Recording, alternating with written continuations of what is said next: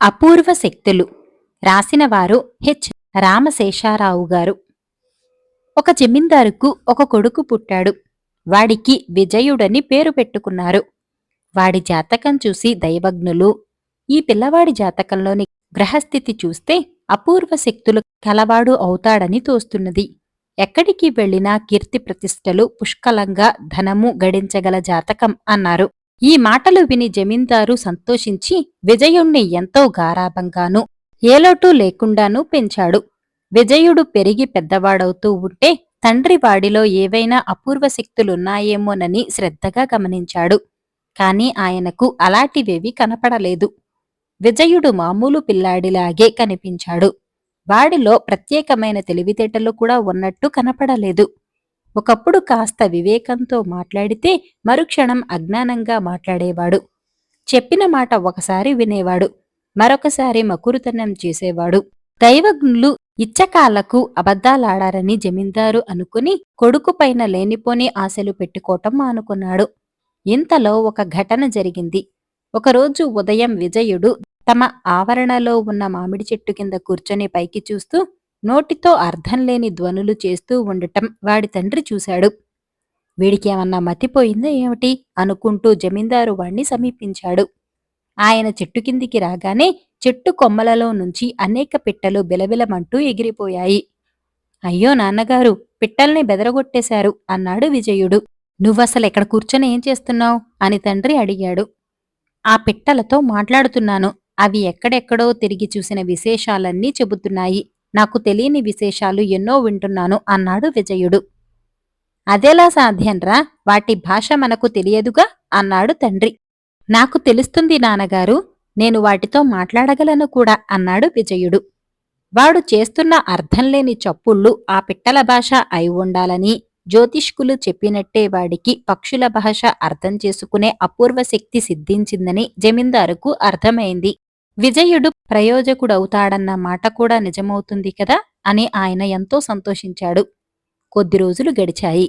ఒకనాడు జమీందారు భోజనం చేస్తూ ఉంటే విజయుడు ఆయన వెనక నిలబడి విసనకర్రతో విసురుతున్నాడు. బయట పెంపుడు పావురాలు ఎగురుతూ కుర్ కుర్ అని గొడవగా అరుస్తున్నాయి. జమీందారు కిటికీలో నుంచి బయట వాలుతూ ఎగురుతూ ఉండే పావురాలను చూసి, ఒరే బాబూ, నీకు పక్షుల భాష తెలుసునంటివే, ఆ పావురాలు ఏం మాట్లాడుకుంటున్నాయో చెప్పు చూద్దాం, అవి రోజు ఎంత రొద చెయ్యవే అన్నాడు. విజయుడు జంకుతున్నట్టుగా, వద్దులేండి, అవి అనుకునే మాటలు నాకే బాగాలేవు, మీరు వింటే ఆగ్రహిస్తారు అన్నాడు. వాడా మాట అన్నాక జమీందారుకు పావురాలనే మాట ఏమిటో తెలుసుకోవాలని మరింత ఆత్రం పుట్టుకొచ్చి విజయుడు చెప్పినదాకా విడిచిపెట్టలేదు. మీరు భోంచేస్తుంటే నేనెలా మీకు విసురుతున్నానో, నేను భోజనం చేస్తూ ఉంటే మీరు నాకు అలా విసిరే రోజు వస్తుందని ఆ పావురాలు చెప్పుకుంటున్నాయి అన్నాడు విజయుడు. ఈ మాటలు వినగానే జమీందారుకు ఆగ్రహం వచ్చేసింది. ద్రోహి, నీ మాటలు నేను నమ్మను. పావురాలేమన్నా కేరళ పక్షుల జోస్యం చెప్పటానికి నీకే ద్రోహబుద్ధి కలిగింది. నేను బతికుండగానే జమీ అంతా కాచేసి నా చేత ఊడిగం చేయించుకుందామని అనుకుంటున్నావు. నా ఇల్లు విడిచి వెళ్ళిపో, మళ్ళీ నా కళ్లకు కనపడకు అని జమీందారు వెర్రికేకలు పెట్టాడు. విజయుడు తండ్రికి మంచిగా చెప్పి చూశాడు. నాకెలాంటి ద్రోహబుద్ధి లేదు. అవి అనుకున్న మాటలే చెప్పాను. ఆ మాటలు మీకెంత కష్టంగా ఉన్నాయో నాకు అంత కష్టంగానే ఉన్నాయి. అందుకే మొదట చెప్పనన్నాను అన్నాడు. అయినా జమీందారు మంకుపట్టు పట్టి విజయుడు తన గ్రామం నుంచి వెళ్ళిపోవాల్సిందే అన్నాడు. నిజానికి విజయుడు ఇల్లు విడిచి వెళ్లటానికి అట్టే చింతించలేదు. ఎందుకంటే ప్రపంచం చూడాలనే ఉబలాటం పక్షుల ద్వారా వాడికి చాలా కాలంగా కలిగింది. వాటి ద్వారా వాడు ప్రపంచంలోని ఎన్నో వింతలను గురించి వినిపున్నాడు. వాటిని ప్రత్యక్షంగా చూసే అవకాశం వాడికిప్పుడు దొరికింది. జమీందారు గారి గ్రామం సముద్ర తీరాన ఉన్నది. విజయుడు ఏకంగా సముద్రం దాటి అవతల ఉండే దేశాలు చూడాలని నిశ్చయించాడు. అదృష్టవశాత్తు సముద్రం మీద ప్రయాణమైపోతున్న ఓడ ఒకటి వాడికి తటస్థపడింది. వాడు దానిలో ఎక్కి ప్రయాణమయ్యాడు. ఆ ఓడ విజయుణ్ణి తిన్నగా సింహళానికి చేర్చింది. ఓడ దిగి వాడు కాలినడకన ప్రయాణం సాగించాడు. పోగా పోగా వాడికొక రమ్యమైన పూలతోట, దాని అవతల ఎత్తైన చెట్లు గల తోపు, వాటికి ఎగువగా బంగారు పూత పూసిన కలశాలతో అలంకరించి ఉన్న మేడల శిఖరాలు కనిపించాయి. అదేదో రాజభవనం అయి ఉండాలి అనుకుంటూ విజయుడు పూలతోట మీదుగా తోపు ప్రవేశించాడు. ఎవరో చెట్లు కొడుతున్న చప్పుడు వాడికి వినవచ్చింది. ఈ చప్పుడుతో పాటు వాడికి మరొక ధ్వని కూడా వినవచ్చింది. రాజభవనానికి ఎగువన ఆకాశంలో కొన్ని లక్షల పిచ్చుకలు కిచకిచలాడుతూ ఎగురుతూ ఉండటం కనిపించింది. రాజభవనం సమీపిస్తున్న కొద్దీ ఆ పిచ్చుకల రొద దుర్భరమైంది. విజయుడు ఈ వింత చూసి ఆశ్చర్యపడుతూ తన చెవులను చేతులతో గట్టిగా మూసుకొని ముందుకు సాగాడు. రాజుగారి నౌకరు ఒకడు విజయుణ్ణి చూసి, బాబూ, కాసేపటికే తమరు చెవులు మూసుకున్నారే, రాత్రింబగళ్ళు ఈ రొదతో మేము చచ్చిపోతున్నాము. బయట ఎన్ని పిచ్చుకలున్నాయో అన్ని పిచ్చుకలు రాజభవనం లోపల ఉన్నాయి. వాటిని ఎలా వదిలించుకోవాలో తెలియక మా రాజుగారి మతి పోతున్నది అన్నాడు. ఆ పిచ్చుకల బెడద వదిలించటం తన వలనే కావచ్చునని విజయుడికి తోచింది. వాడు రాజుగారి నౌకరుతో, నన్నొకసారి మీ రాజుగారి దగ్గరకు తీసుకుపోతావా ఏంటి అన్నాడు. నౌకరు విజయుణ్ణి రాజభవనంలోకి తీసుకుపోయాడు. లోపలి నడవలలో వేల కొద్దీ పిచ్చుకల రెక్కలు తపతపా కొట్టుకుంటూ నానా గొడవ చేసిస్తున్నాయి. రాజుగారు ఒంటరిగా ఒక గదిలో కూర్చున్నారు. పిచ్చుకలు రాకుండా ఆ గది కిటికీలన్నీ మూశారు. ద్వారం కూడా మూసి అక్కడ ఒక మనిషిని కాపలా ఉంచారు. విజయుడి కోసం ద్వారం తెరిచినప్పుడు ఒక చొరవైన పిచ్చుక గదిలోకి రానే వచ్చింది. విజయుడు రాజుగారితో, మహారాజా, మీకు పట్టుకున్న ఈ పిచ్చుకల బెడద చూస్తున్నాను. దీన్ని వదలకొట్టటం చేతనైతే నా ఒక్కడికే చేత కావాలి అన్నాడు. ఈ మాట వినగానే రాజుగారి ముఖం విప్పారింది. నీవు ఈ ఉపకారమే చేస్తే నీ రుణం ఉంచుకోను సరికదా?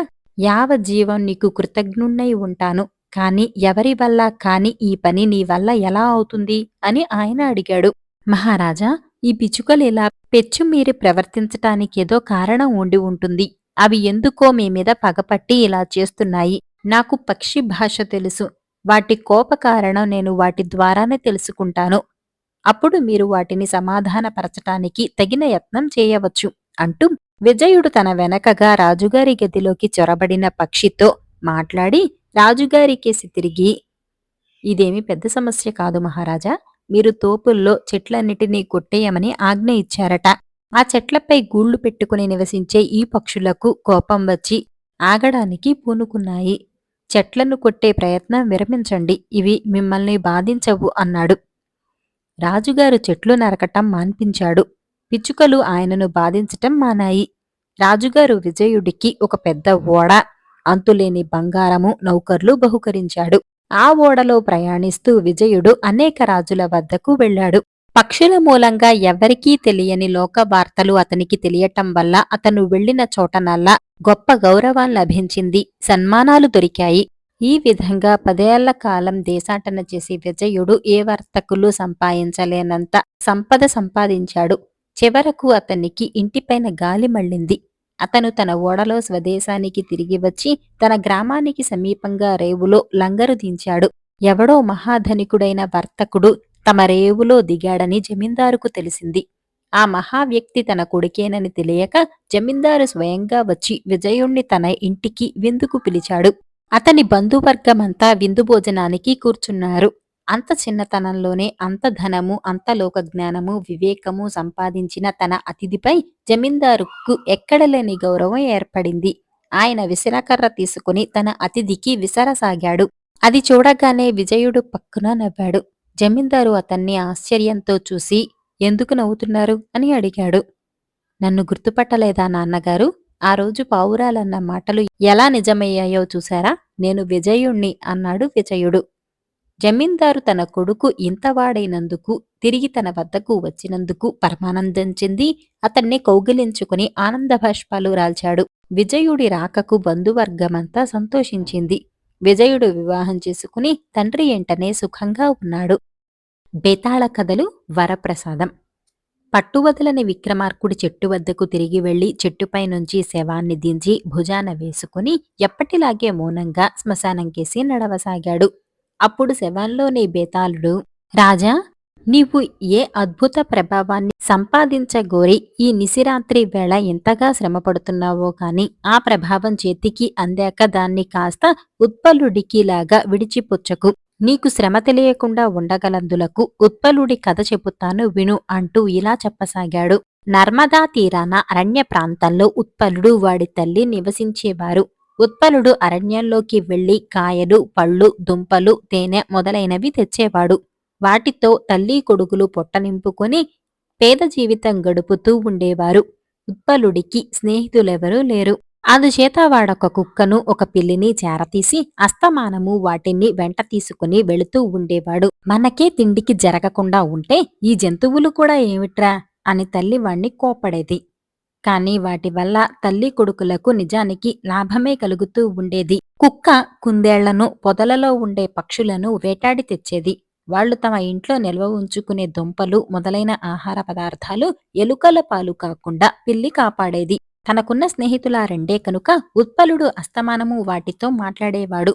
అవి జవాబు చెప్పలేకపోయినా వాడు చెప్పేది అర్థం చేసుకునేవి. ఒకనాడు ఉత్పలుడు అరణ్యంలో దూరంగా ఉన్న ఒక గ్రామంకేసి వెళ్ళాడు. అక్కడ గ్రామస్తులు కొంత అడవి కొట్టేసి పంటలకు అనుకూలంగా ఒక మైదానం తయారు చేశారు. ఆ మైదానం నిండా చాలా ఎత్తున గడ్డి పెరిగింది. గ్రామస్తుల గడ్డిని కోస్తున్నారు. కొంతమేర గడ్డిని వదిలేసి దాని చుట్టూ శుభ్రం చేస్తూ ఉండటం చూసి ఉత్పలుడు, "ఆ మేర గడ్డి కోయరేం?" అని అడిగాడు. అందులోకి పాము దూరింది. దగ్గరికి పోతే ఏం చేస్తుందోనని భయంగా ఉంది అన్నారు గ్రామస్తులు. ఉత్పలుడికి ఏ జంతువు భయమూ లేదు. వాడు అరణ్యంలో అన్ని రకాల జంతువులను రోజూ చూస్తూనే ఉంటాడు. వాటి పట్ల వాడికి స్నేహభావమే తప్ప భయం కాని, కోపం కాని లేదు. అందుచేత వాడు దట్టంగా ఉన్న గడ్డి దుబ్బును సమీపించి, "పాము పాము, బయటకురా, మా ఇంటికి తీసుకుపోతాను" అన్నాడు. మరుక్షణమే ఒక అందమైన పాము గడ్డి దుబ్బుల మధ్య నుంచి వాడి వద్దకు వచ్చింది. ఉత్పలుడు దాన్ని తన మెడకు చుట్టేసుకుని ఇంటికి తీసుకుపోయాడు. కుక్కలు, పిల్లులు చాలక పాములను కూడా ఇంటికి చేరుస్తున్నావట్రా అన్నది తల్లి. మంచి పాములే, దానికి నేనంటే ఎంతో ఇష్టం అన్నాడు ఉత్పలుడు. రోజులు గడుస్తున్న కొద్దీ పాములో ఉత్సాహం మందగించటం గమనించి ఉత్పలుడు, అంతకంతకు మన్నుతిన్న పాములా అయిపోతున్నావేమిటి? ఏమిటి నీకు పట్టుకున్న బెంగ అన్నాడు. కుక్కతోనూ పిల్లితోనూ మాట్లాడినట్టే పాముతో కూడా వాడు మాట్లాడాడే కాని అది మనిషి భాషలో తనకు జవాబు చెబుతుందని వాడనుకోలేదు. నేనొక నాగరాజు కొడుకును. మా తండ్రి తలలో మణిగల గొప్ప నాగుడు. ఆ కారణం చేత నాగులకు రాజు. మా తండ్రి తల మీద ఉండే మణి తీర్చలేని కోరికంటూ ఉండదు. అలాంటి మణి ప్రపంచంలో మరే పాముకు లేదు. నేనొకనాడు సాటి నాగ యువకులతో ఆడుకుంటూ ఉండగా గరుత్మంతుడు మమ్మల్ని చూసి రివ్వున బాణంలాగా దిగి వచ్చాడు. నేను తప్ప మిగిలిన నాగులందరూ గరుత్మంతుడికి అందకుండా తప్పించుకున్నారు. నన్ను గరుత్మంతుడు కాళ్లతో తన్నుకొని ఎగురుతూ ఇటుగా వచ్చాడు. గరుత్మంతుడు ఏమరపాటుగా ఉన్న సమయంలో నేను అతని కాలిగోళ్ల నుంచి జారి గడ్డి దుబ్బుల్లో పడ్డాను. మా ఇంటికి పోవాలని ఉన్నది, కాని ఒంటరిగా పోలేను. దారి చాలా భయంకరమైనది, అపాయకరమైనదీను అన్నది పాము. ఈ సంగతి ఇన్నాళ్లకు చెప్పావు కావేం? దిగులు పడకు, నేను ఎలాగైనా మీ ఇంటికి చేరుస్తాను అని ఉత్పలుడు నాగయువరాజును మెడలో వేసుకుని బయలుదేరాడు. సూటిగా ఉత్తరంగా వెళ్లమని పాము అన్నది. ఉత్పలుడు చాలా రోజులు ప్రయాణం చేశాడు. కొంత దూరం వెళ్ళాక దారి మహాభయంకరంగా తయారైంది. దారికి ఊబి ముళ్ల డొంకలు అడ్డొచ్చాయి. తిండి లేదు. అతడెన్నడూ కనీ విని ఎరుగని కీటకాలు అతని పైన ముగి రక్తం పీల్చాయి. అన్ని కష్టాలు సహిస్తూ ఉత్పలుడు నాగరాజుండే ప్రదేశానికి చేరుకున్నాడు. అక్కడ అతి భయంకరమైన పాములెన్నో అతనికి కనిపించాయి. కాని అవేవీ అతని జోలికి రాలేదు. అతని మెడలో ఉన్న పాము వాటితో ఏదో మాట్లాడింది. ఒక విశాలమైన ఊబి మైదానం మధ్య నాగరాజుండే భవనం ఉన్నది. అది ఎంతో అందంగానూ ఎండలో దగదగలాడుతున్నది. ఉత్పలుడు నాగరాజును ఆయన నెత్తిన ఉండే మణిని చూశాడు. అది సూర్యుడిలాగా కాంతులు వెదజల్లుతున్నది. తన కొడుకు తిరిగి దొరికినందుకు పరమానందం పొంది నాగరాజు ఉత్పలుణ్ణి ఏం కావాలో కోరుకోమన్నాడు. మీ శిరోమణినివ్వండి అన్నాడు ఉత్పలుడు. వాడు అప్పటిదాకా జీవితంలో అసంతృప్తి అన్నది ఏనాడు పొందనప్పటికీ ఆ మణితో తీరని కోరిక అంటూ ఉండదని తెలిసినాక దాని సహాయంతో తీర్చుకోదగిన కోరికలెన్నో వాడిలో పుట్టుకొచ్చాయి. నాగరాజు కొంచెం ఆలోచించి, నా మణిని అలాగే ఇస్తాను. కానీ ఏనాడు నీకిది ఉపయోగపడదని తోస్తే ఆనాడు నాకు దీన్ని తిరిగి ఇచ్చేస్తానని మాట ఇయ్యి అన్నాడు. ఉత్పలుడు సరేనని నాగరాజు వద్ద మణిపుచ్చుకొని తాను మరుక్షణంలోనే ఇంటి వద్ద ఉండాలని కోరుకున్నాడు. వాడి కోరిక సిద్ధించింది. మణి ప్రభావం చేత తినటానికి మంచి రుచికరమైన ఆహారము, కట్టటానికి వెలలేని బట్టలు సమస్తము అమిరాయి. ఇప్పుడు వాడు రోజూ అరణ్యంలోకి పోయి అవి ఇవి తేనవసరం లేదు. అయినా ఉత్పలుడికి ఏదో అసంతృప్తి పట్టుకున్నది. వాడికిప్పుడు అరణ్య జీవితమంటే రోత పుట్టింది. ప్రపంచంలో గొప్ప నగరాలున్నాయి, రాజభవనాలున్నాయి, ఎంతో నాగరికత ఉన్నది. తన చేతిలో మణి ఉండగా తాను ఆటవికుడల్లే ఎందుకు జీవించాలి అనిపించింది. అందుచేత వాడు దివ్యమైన వస్త్రాభరణాలు ధరించి మేలుజాతి గుర్రాన్ని ఎక్కి మణిని వెంటపెట్టుకుని బయలుదేరాడు. వాడు తిన్నగా తమ దేశాన్ని ఏలే రాజుగారి ఇంటికి వెళ్ళాడు. వాడి అట్టహాసం చూసి రాజు వాడికి బ్రహ్మాండమైన స్వాగతం ఇచ్చాడు. అయితే రాజుగారి కూతురు, కొలువులో ఉండే ఉద్యోగులు కూడా కొద్ది క్షణాల్లోనే ఉత్పలుడు సంస్కారహీనుడైన ఆటవికుడని కనిపెట్టేశారు. ఉత్పలుడు కొద్ది రోజుల పాటు రాజుగారికి అతిథిగా ఉన్న మీదట ఒకనాడు రాజుతో, మీ కుమార్తెను పెళ్లాడదామనుకుంటున్నాను అన్నాడు. ఈ మాటకు రాజు నిర్ఘాంతపోయాడు. వాడి ధైర్యానికి ఏమనాలో ఆయనకు తోచలేదు. ఇన్నాళ్లుగా తన అతిథిగా ఉన్నవాడితో కుండ పగిలేటట్టు మాట్లాడటం బాగుండదనిపించి ఆయన, ఇక్కడికి 3 మైళ్ల దూరాన ఒక కొండ ఉన్నది తెలుసు కదా, దాని చుట్టూ 30,000 ఎకరాల ఊబి ఉన్నది. ఆ కొండను సగం వరకు భూమిలోకి దించి దానిపైన ఒక చలువరాతి కోట కట్టి చుట్టూ ఉండే ఊబి భూమిని పంట భూమిగా చేసినట్టయితే నువ్వు కోరినట్టు మా అమ్మాయినిచ్చి పెళ్లి చేస్తాను అన్నాడు.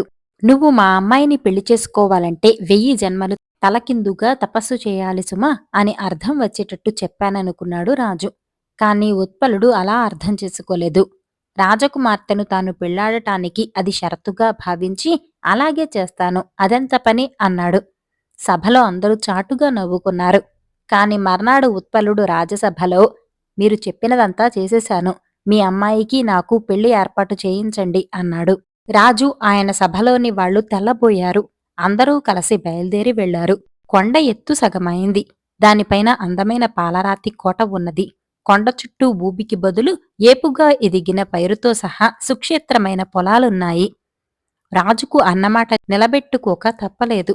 రాజకుమార్తె కూడా ఉత్పలుణ్ణి పెళ్లాడటానికి సమ్మతించింది. ఇద్దరికీ పెళ్లి జరిగిపోయింది.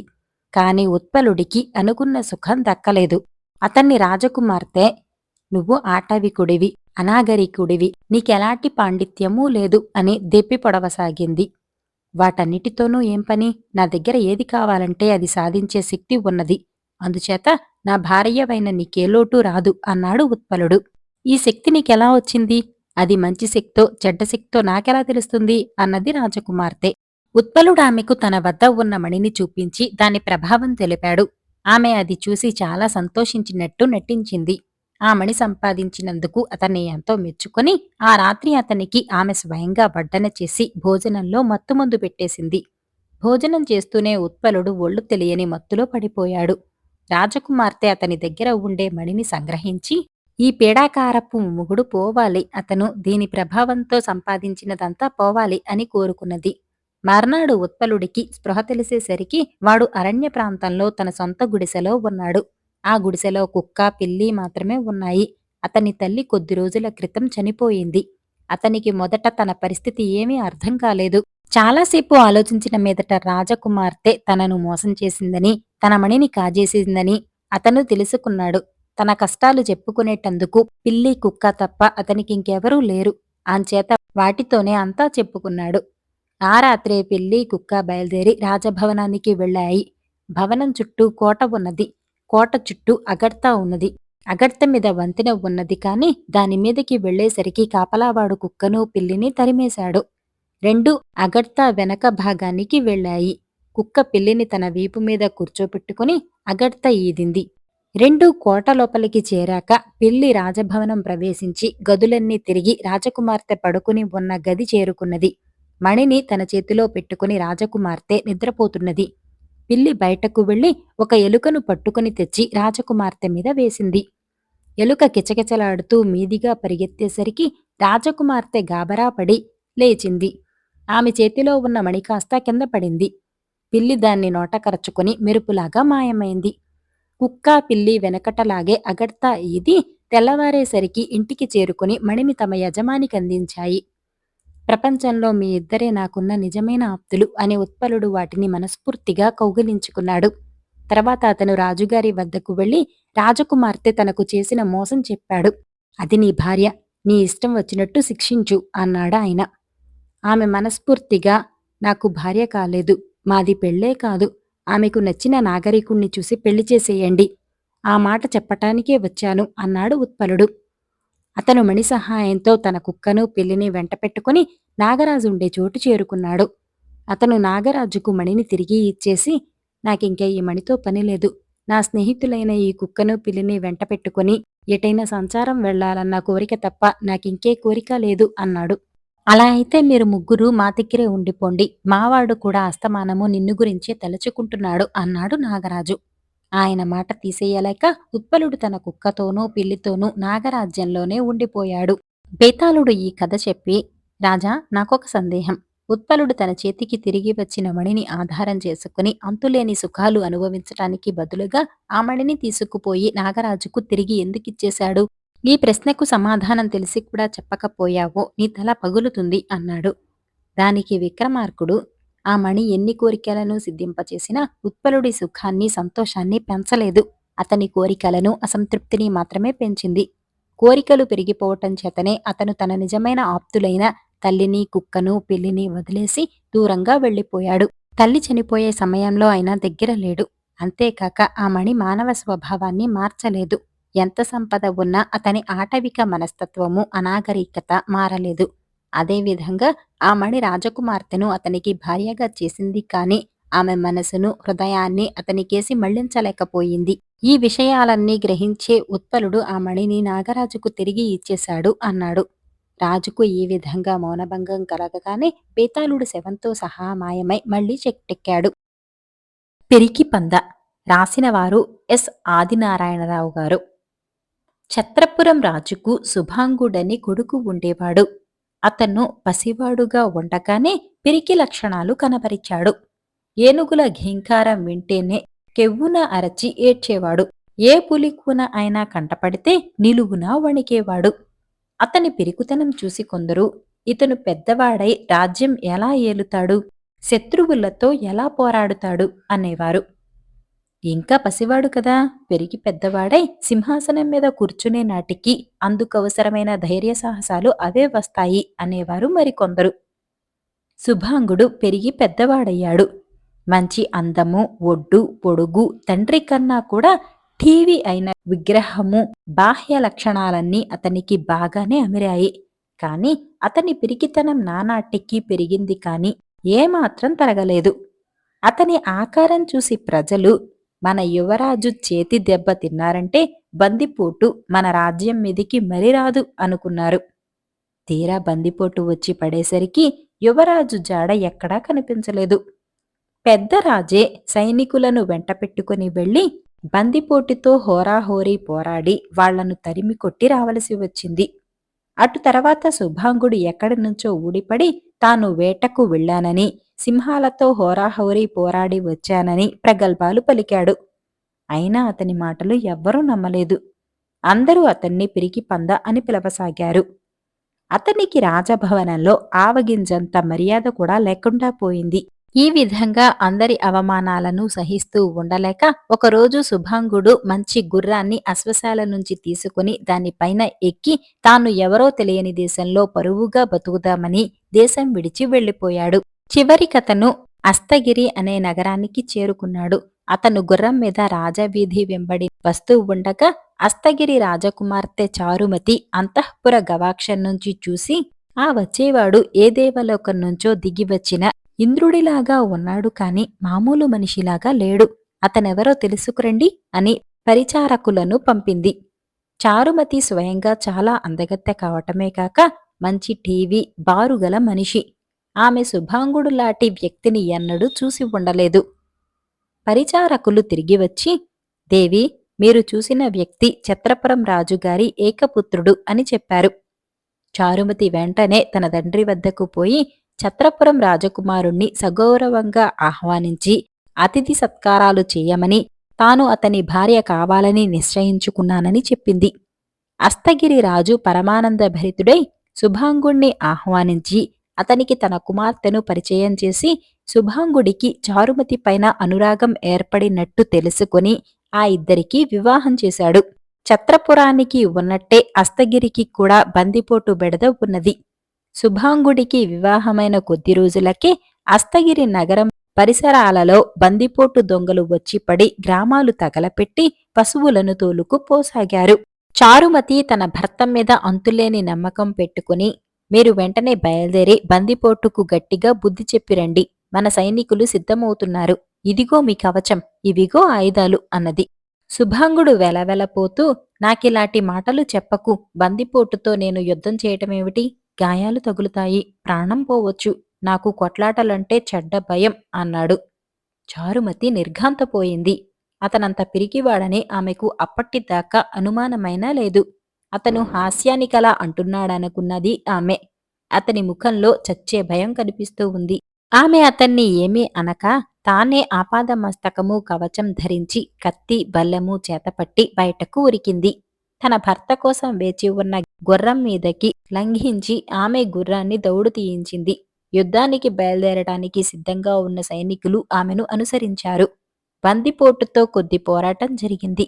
కొందరు చావగా మిగిలిన వారు పారిపోయారు. వాళ్లు పట్టుకున్న పశువుల మందలు దొరికాయి. చారుమతి తన సైనికులతో సహా తిరిగి వచ్చింది. నగరంలో వారంతా బందిపోటుతో పోరాడినది రాజుగారి అల్లుడే అనుకుని అతన్ని చూసి అభినందించటానికి రాజభవనం దగ్గర గుమికూడారు. చారుమతి గుర్రం దిగుతూనే మళ్లీ వస్తానన్నట్టు జనానికి చెయ్యి ఊపి అంతఃపురంలోకి దౌడు తీసింది. శుభాంగుడు తన గదిలో ఒక మూల కూర్చొని ఉన్నాడు. ఆమె తన కవచాన్ని విప్పుతూ, దీన్ని మీరు ధరించండి. మిమ్మల్ని అభినందించటానికి జనం బయట వేచి ఉన్నారు అంటూ తానే స్వయంగా అతనికి కవచం తొడిగింది. ఒక శిరస్త్రాణం మాత్రం పెట్టలేదు. అతనిని చూడగానే జనం జయధ్వానాలు చేశారు. బందిపోటుతో పోరాడి వచ్చినది అతను కాదని రాజభవనంలో కూడా ఎవ్వరికీ తెలియదు. చారుమతి తమ్ములలో చిన్నవాడు మాత్రం అనుమానించి యుద్ధం చేసి వచ్చినది బావ కానే కాడు అని పెద్దవాడితో అన్నాడు. ఛీ, ఊరుకో, ఎవరన్నా వింటి నవ్విపోతారు అన్నాడు చారుమతి పెద్ద తమ్ముడు. ఇంకోసారి యుద్ధం జరిగితే నేనన్నది రుజువు చేస్తాను చూసుకో అన్నాడు చిన్నవాడు. ఇది జరిగిన కొద్ది కాలానికే మళ్లీ బందిపోటు వచ్చి పడింది. చారుమతి తన భర్తను యుద్ధానికి పంపాలని మరొకసారి ప్రయత్నించింది. కాని ఆమె ప్రయత్నం సాగలేదు. ఈసారి కూడా ఆమె కవచము ఆయుధాలు తీసుకుని గుర్రమెక్కి సైనికులను వెంటపెట్టుకుని వెళ్లి బందిపోటును పరారీ చేసి తిరిగి వచ్చింది. ఆమె రాజభవనం నుంచి గుర్రాన్ని దిగుతూ ఉండగా ఆమె చిన్న తమ్ముడు ఆమె పాదానికి చిన్న గాయం చేశాడు. అది గమనించకుండానే ఆమె లోపలికి వెళ్ళిపోయి తన కవచం విప్పి భర్తకిస్తూ తన పాదానికి అయిన గాయాన్ని చూసుకుని, మీ కాలికి కూడా గాయం చేసుకోండి, లేకపోతే అందరూ నిజం తెలుసుకుంటారు అన్నది. అమ్మో, గాయమే, రక్తం వస్తుంది అన్నాడు శుభాంగుడు. చారుమతి తన చేత ఉన్న బల్లంతో అతని పాదాన్ని పొడిచింది. శుభాంగుడు కేకపెట్టి విహ్వలుడైపోయాడు. ఈపాటి గాయానికి అంత దిగులు పడనవసరం లేదు. మీరే వెళ్లి బందిపోటుని ఎదిరించి వచ్చారని అంతా అనుకుంటారు. అది అబద్ధమని తెలిస్తే మీకు కలిగే అపఖ్యాతి ఎంత దారుణమైనదో ఆలోచించండి అన్నది చారుమతి. శుభాంగుడు తన భార్యను తిట్టుకుంటూ కవచం ధరించి ప్రజలకు తన ముఖం చూపించి వారి ప్రశంసలందుకొని తిరిగి వచ్చేశాడు. చారుమతి చేతిలో ఓడిపోయిన బందిపోటు వారం తిరగకుండానే తమ రాజును పెద్ద సేనను వెంటపెట్టుకుని యుద్ధానికి వచ్చింది. ఈసారి పెద్ద యుద్ధమే జరుగుతుంది. మన సేనలకు నాయకత్వం వహించి మీరు యుద్ధానికి వెళ్ళక తప్పదు. వెనకటిలాగా ఈసారి ప్రజలను మభ్యపెట్టటం సాధ్యం కాదు అన్నది చారుమతి శుభాంగుడితో. నాకు యుద్ధం మాట చెప్పకు. మన సేనలకు నేనే నాయకత్వం వహించాలని ఎక్కడున్నది? మీ తమ్ముళ్లలో ఎవరినన్నా వహించమను. నేను యుద్ధానికి పోయి చావాలనా నీ కోరిక అన్నాడు శుభాంగుడు. చారుమతి కొంచెం ఆలోచించి, సరే అయితే ఒక పని చేయండి. మీరు కవచం ధరించి గుర్రమెక్కి ముందుగా వెళ్లి ఊరి వెలుపల చెరువు పక్క తోపులో ఆగండి. నేను అడ్డదారిన వచ్చి మిమ్మల్ని కలుసుకుని మీ కవచం నేను వేసుకుంటాను. సేనలను కొంచెం వెనుకగా బయలుదేరి రమ్మని కబురు చేస్తాను అన్నది. శుభాంగుడికి ఈ ఏర్పాటు నచ్చింది. ఒకవేళ తన భార్య అడ్డదారిన రాకపోయినా తాను తోపులో దాక్కుని యుద్ధం తప్పించుకోవచ్చు. రాజభవనంలోనే ఉంటే ఆ అవకాశం లేదు. ఒకరు కాకపోతే మరొకరైనా తనను యుద్ధానికి బయలుదేరతీయవచ్చు. శుభాంగుడు కవచం ధరించి బయటకు వచ్చాడు. అతని వెంటనే వచ్చిన చారుమతి అతన్ని గుర్రం ఎక్కనిచ్చి ఆయుధాలు అందిస్తూ గుర్రం వెనక కాళ్లమీద కంచీతో బలంగా కొట్టింది. ఆ దెబ్బకు గుర్రం పరుగు అందుకుంది. సైన్యాలు శుభాంగుడి గుర్రాన్ని చూడగానే తాము కూడా బయలుదేరాయి. శుభాంగుడికి గుర్రం దిగే అవకాశం కాని, ఎక్కడైనా దాగే అవకాశం కానీ లేదు. అతను తిన్నగా శత్రుసేనలుండే చోటికి వెళ్లాడు. రెండు సేనలకు మధ్య తీవ్రంగా పోరు జరిగింది. పిరికి పందగా ఎన్నోసార్లు నిరూపించుకొని ఉన్న శుభాంగుడు ప్రళయకాల యముడిలాగా శత్రు సైనికులను నిర్మూలించి మహావీరుడని సైనికుల చేత పొగడ్తలందుకున్నాడు. విజయం అతనిదే అయింది. తన భర్తలో కలిగిన ఈ మార్పు చూసి చారుమతి ఆశ్చర్యపడలేదు. అతను భయపడుతూ వచ్చినది భయాన్ని తలచుకునే గాని అపాయాన్ని గురించి కాదని ఆమె అదివరకే గ్రహించింది. అటు తర్వాత శుభాంగుడు ఎన్నో యుద్ధాలు చేసి వీరాది వీరుడు అనిపించుకొని తన తండ్రికి మామగారికి కూడా ఎంతో ప్రతిష్ఠ తెచ్చాడు. సాహసీకురాలు. రాసినవారు టి శేషగిరిరావు గారు. ఒక గ్రామంలో ఒక నిరుపేద కుటుంబం ఉండేది. అందులో అనేక మంది కూతుళ్ళు కొడుకులు ఉండేవారు. వాళ్ల తండ్రి ఎంత ఒళ్ళు విరుచుకొని పనిచేసినా పిల్లలందరికీ తిండి బట్ట సమకూర్చటం సాధ్యం కాలేదు. పక్క చిక్కిన వాళ్ల తల్లి అస్తమానము చిరిగిన బట్టలను కుడుతూనే ఉండేది. ఈ పరిస్థితి రాను రాను దుర్భరమై ఆ పేద తల్లిదండ్రులు తమ పెద్ద సంతానమైన ఆడపిల్లలు ముగ్గురిని ఇంటి నుంచి పంపించేస్తూ ఇక మీ దారి మీరు చూసుకొని మీ పొట్టలు మీరు పోసుకోండి అని చెప్పేశారు. ఇల్లు నరకంగా ఉండటం చేత ఆ ఆడపిల్లలకు తమ బతుకు తాము బతకటానికి అభ్యంతరం లేకపోయింది.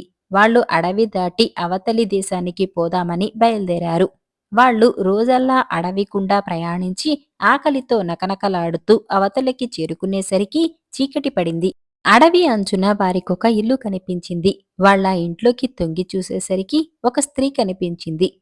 ఆమెను ఇంత తిండి పెట్టమని బతిమిలాడారు. మీరిక్కడికెందుకొచ్చారు?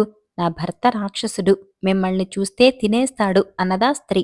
మాకేం భయం లేదు, అలసిపోయి ఆకలితో అలమటిస్తున్నాం అన్నారు ఆడపిల్లలు. రాక్షసుడి భార్య కొంచెం ఆలోచించి, సరే లోపలికి రండి, మీకు భోజనం పెడతాను అన్నది. వాళ్లు ఆమె పెట్టిన భోజనం తిని కాస్త సత్తువ తెచ్చుకొని వెళ్లిపోయి ఆ రాత్రికి ఎక్కడన్నా పడుకుందామనుకుంటూ ఉండగా ఇంటి బయట పెద్ద అడుగుల చప్పుడైంది. రాక్షసుడి భార్య చప్పున ఆ ముగ్గురు ఆడపిల్లలను దాచేసింది. రాక్షసుడు లోపలికి వస్తూనే నరవాసన వస్తున్నదే అన్నాడు. నీకెప్పుడు నరవాసనే, ముందు తిండి తిను, నీకొక మంచి వార్త చెబుతాను అన్నది వాడి భార్య. రాక్షసుడు తిండి తిన్నాక ఆమె తాను దాచిన ముగ్గురమ్మాయిలను వాడి ముందుకు తెచ్చి, వీళ్ళు మంచి పిల్లలు, భోజనం పెట్టాను, రాత్రికి మన అమ్మాయిలతో పాటే పడుకుంటారు అన్నది.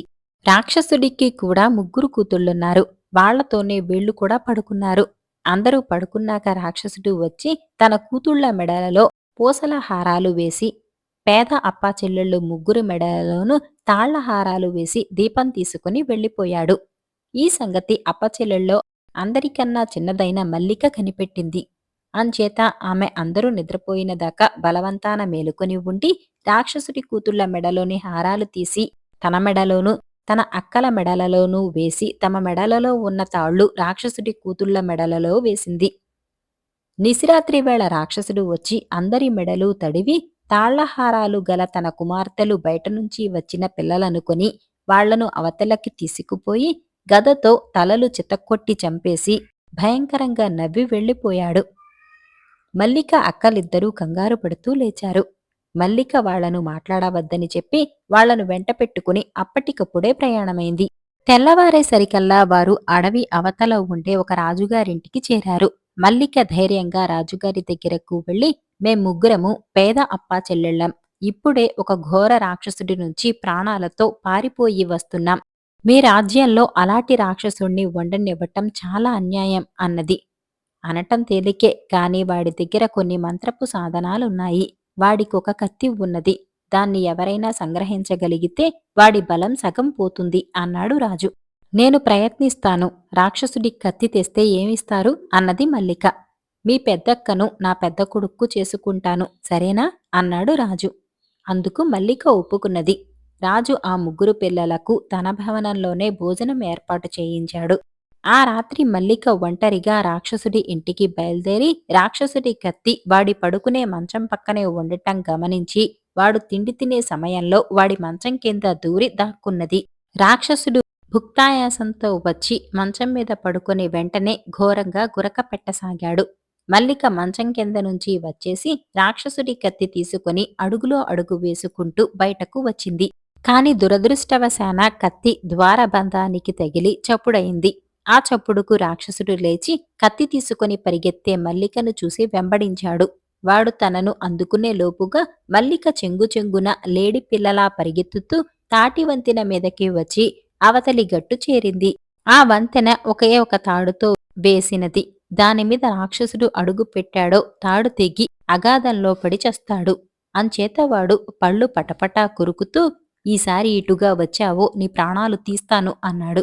మళ్ళీ వస్తాను, మళ్ళీ వస్తాను, ఏం చేస్తావో చూస్తాను అంటూ మల్లిక రాజుగారింటికి వెళ్ళిపోయింది. రాక్షసుడి కత్తి దొరికినందుకు రాజు ఎంతో సంతోషించి తన వాగ్దానం ప్రకారం మల్లిక పెద్ద అక్కను తన పెద్ద కొడుక్కు చేసుకున్నాడు. తర్వాత ఆయన మల్లికతో, మల్లిక, ఆ రాక్షసుడి దగ్గర ఒక తోలు సంచి ఉన్నది. దాన్ని కూడా తెచ్చావంటే నీ రెండో అక్కను నా రెండో కొడుక్కు చేసుకుంటాను అన్నాడు.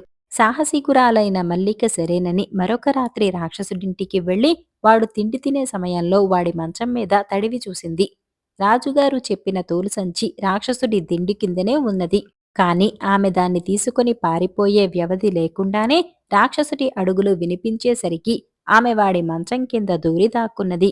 రాక్షసుడు మంచం మీద నడుము వాలుస్తూనే గురక పెట్టి నిద్రపోయాడు. కొంచెంసేపు గడువనిచ్చి మల్లిక మంచం కింద నుంచి వచ్చి వాడి దిండు కింద నుంచి తోలు సంచిని సులువుగానే తీసేయగలిగింది.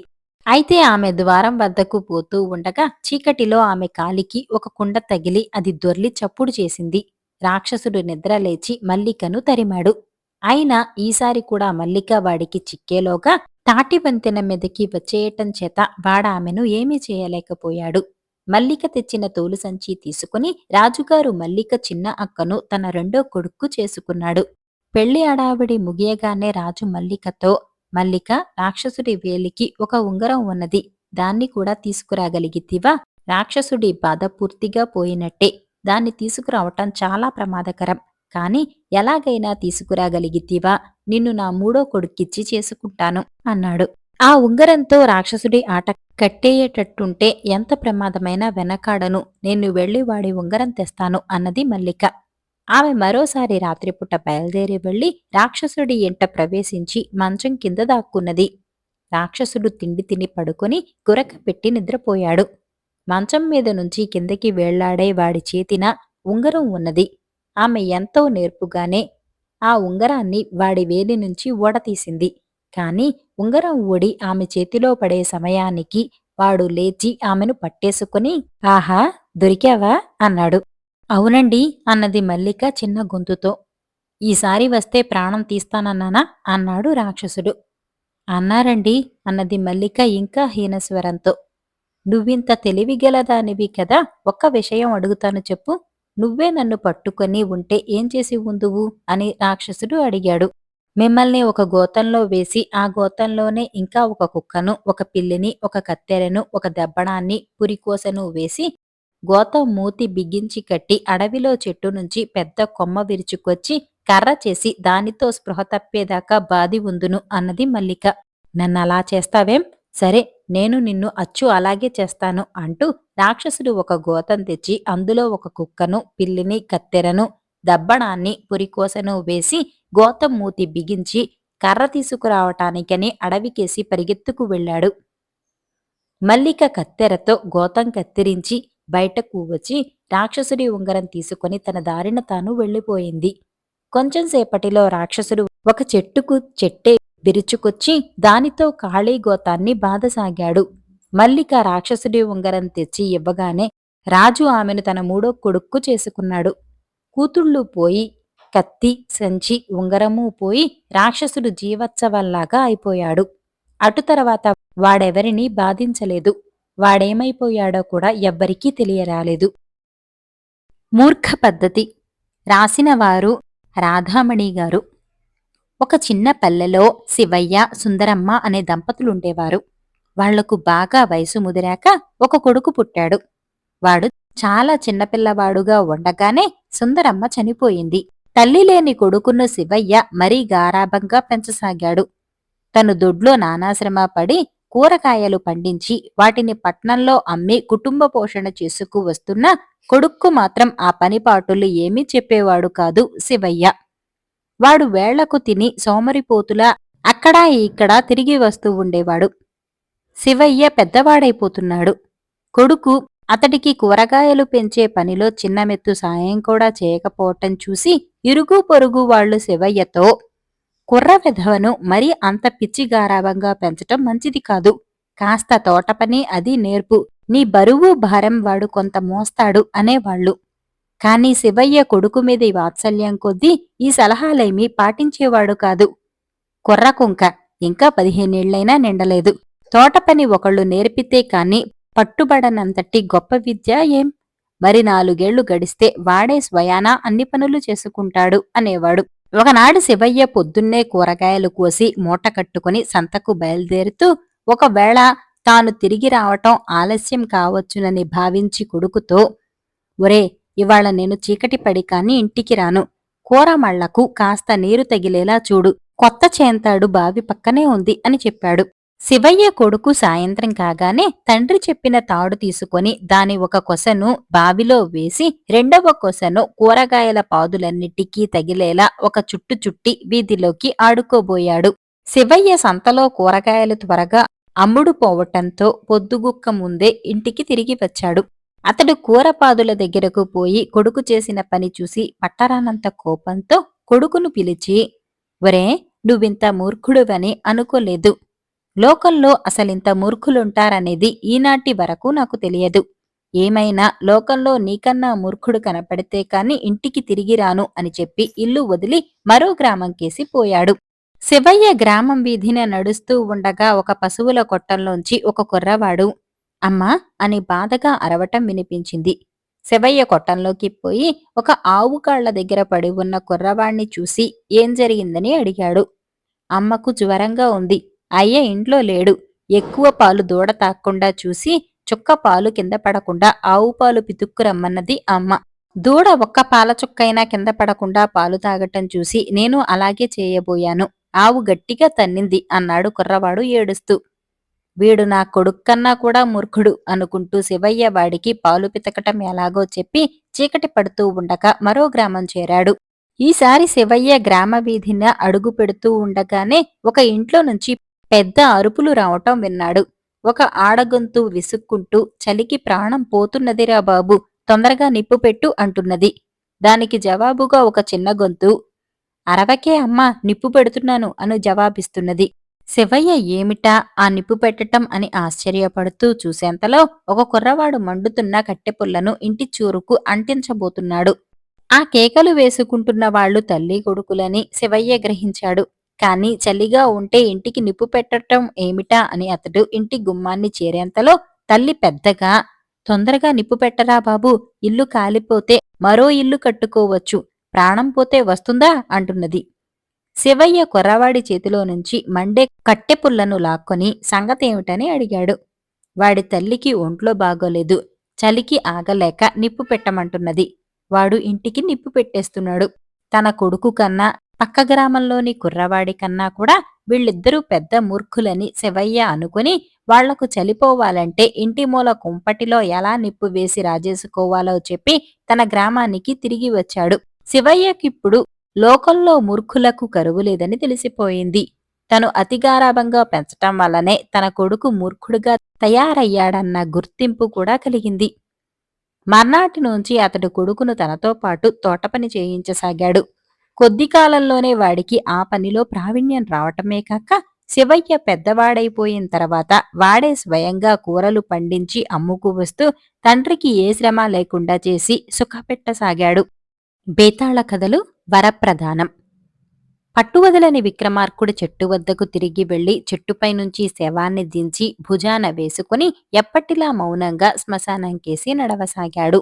అప్పుడు శవాల్లోని బేతాళుడు, రాజా, నీవు ప్రదర్శించే ఈ శ్రమతోనూ దీక్షతోనూ ఎన్నో అద్భుత శక్తులు సంపాదించి దేవదత్తుడిలాగా లోకోపకారం చేయవచ్చును కదా. ఎందుకిలా నీ శ్రమను దీక్షను వ్యర్థం చేసుకుంటున్నావు? నీకా దేవదత్తుడి కథ చెప్పుతాను, శ్రమ తెలియకుండా విను అంటూ ఇలా చెప్పసాగాడు. ఒక ఊళ్ళో దేవదత్తుడనే ఒక శ్రీమంతుడు ఉండేవాడు.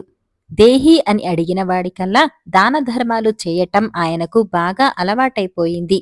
పేదసాదల మాట అటుంచి జరుగుబాటు కలిగిన వాళ్లు కూడా దేవదత్తుడి వద్ద దానాలు పట్టేవాళ్లు.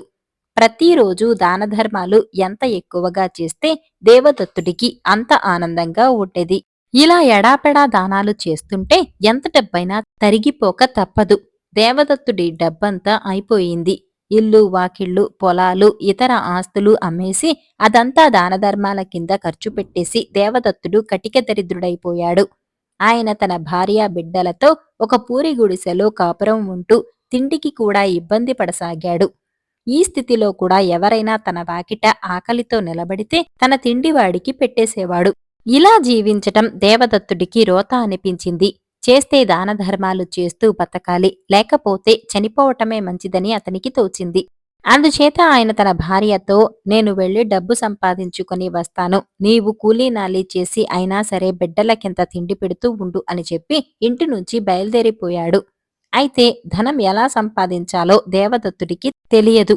అంచేత అతను తిన్నగా అడవికి వెళ్లి ఒక చెట్టు కింద కూర్చొని తన జీవితం చాలించ నిశ్చయించాడు. చావు ఎలా వస్తుందో అతనికి తెలియదు.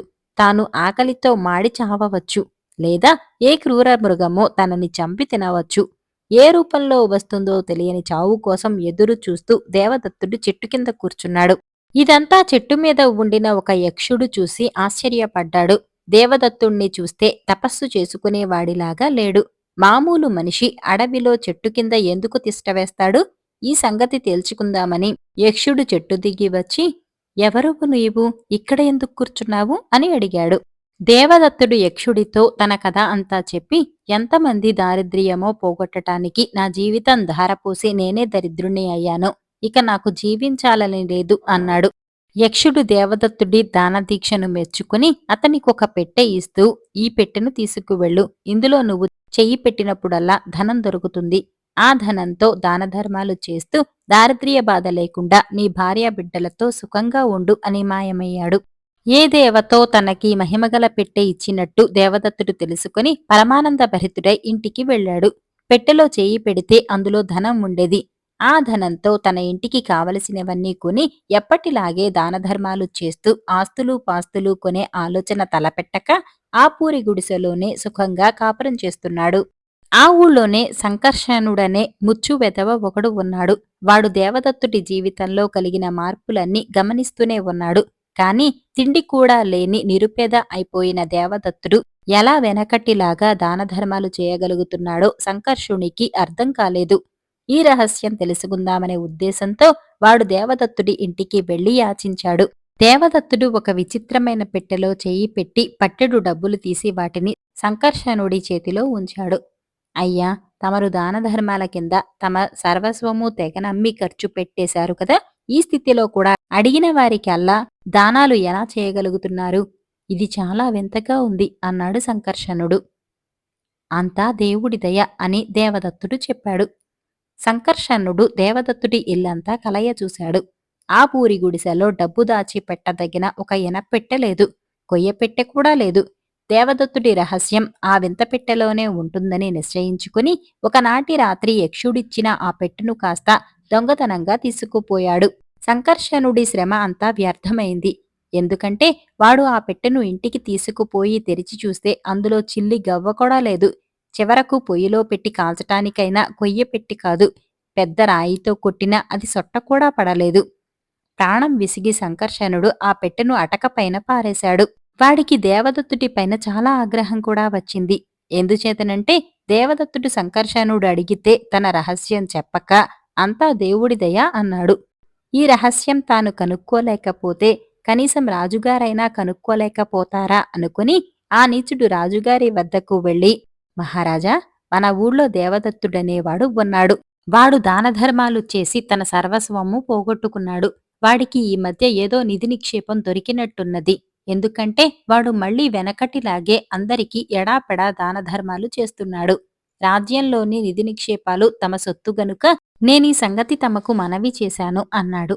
ఇది వినగానే రాజు మంత్రితో, మీరు భటులను వెంట పెట్టుకుని వెళ్ళి ఆ దేవదత్తుడి ఇల్లు సోదా చేసి నిధి నిక్షేపాలేమన్నా ఉంటే వెంట పెట్టుకురండి అన్నాడు. ఆ ప్రకారమే మంత్రి భటులతో సహా దేవదత్తుడి ఇంటికి వెళ్ళాడు. ఆ పూరి గుడిసె చూస్తూనే మంత్రికి దేవదత్తుడి దారిద్ర్యం అవగాహన అయింది. అయినప్పటికీ ఆయన దేవదత్తుణ్ణి, నీ ఇంట నిధి నిక్షేపాలున్నావని తెలిసింది. అలాంటిదేమైనా ఉంటే దాన్ని తక్షణం రాజుగారి పరం చెయ్యి అన్నాడు. మహాప్రభో, నా దగ్గర చిల్లి గవ్వ కూడా లేదు అన్నాడు దేవదత్తుడు. అంత పేదవాడివి ధారాళంగా దానధర్మాలు ఎలా చేస్తున్నావు అని మంత్రి అడిగాడు. ఒక యక్షుడు నా దానకాంక్ష తెలుసుకొని నా పైన అనుగ్రహించి నాకొక పెట్టె ఇచ్చాడు. అందులో నేను చెయ్యి పెట్టినప్పుడల్లా డబ్బు చిక్కుతుంది. ఆ డబ్బే దానధర్మాలకు వినియోగిస్తున్నాను. ఆ పెట్టెను కాస్త నిన్న ఎవరో ఎత్తుకుపోయారు. ఇవాళ నేను ఎవరికీ కూడా చిల్లి గవ్వ దానం చేసే స్థితిలో లేను. నాకెంతో బాధగా ఉన్నది అని దేవదత్తుడు మంత్రికి చెప్పాడు.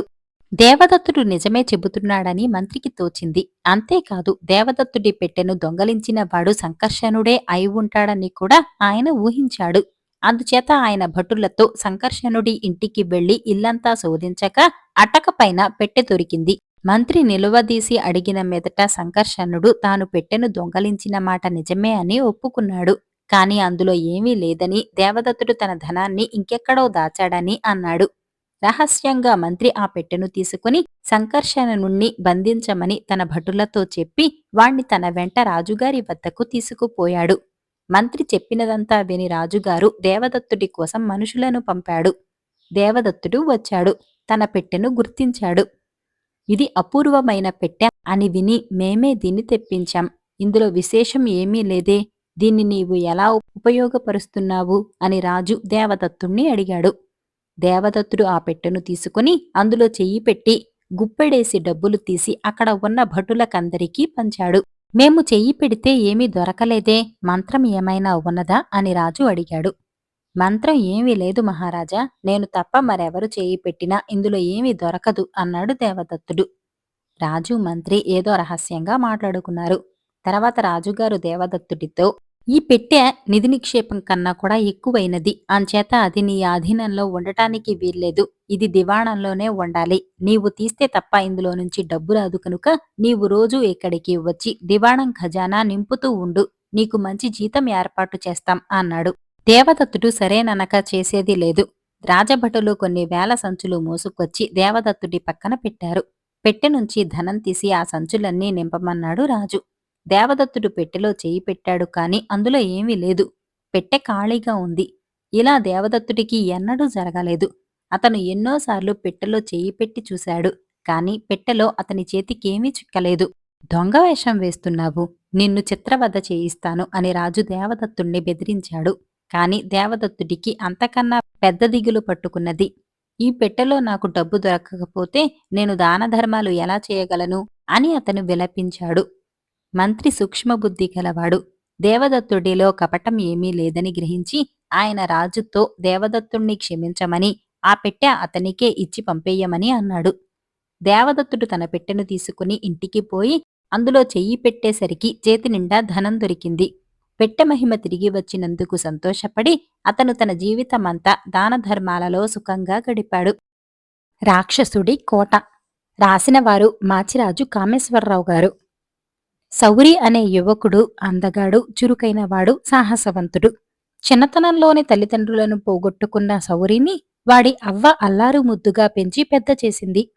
సాహసవంతుడైన సౌరి సైనికుడిగా చేరి రాజ్యరక్షణ చేయాలని ఉవ్విళ్ళూరేవాడు.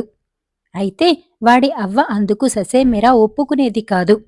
అవ్వ పోగాన్నే సౌరి తన జీవిత కాంక్ష నెరవేర్చుకోటానికి రాజధాని నగరానికి బయలుదేరాడు.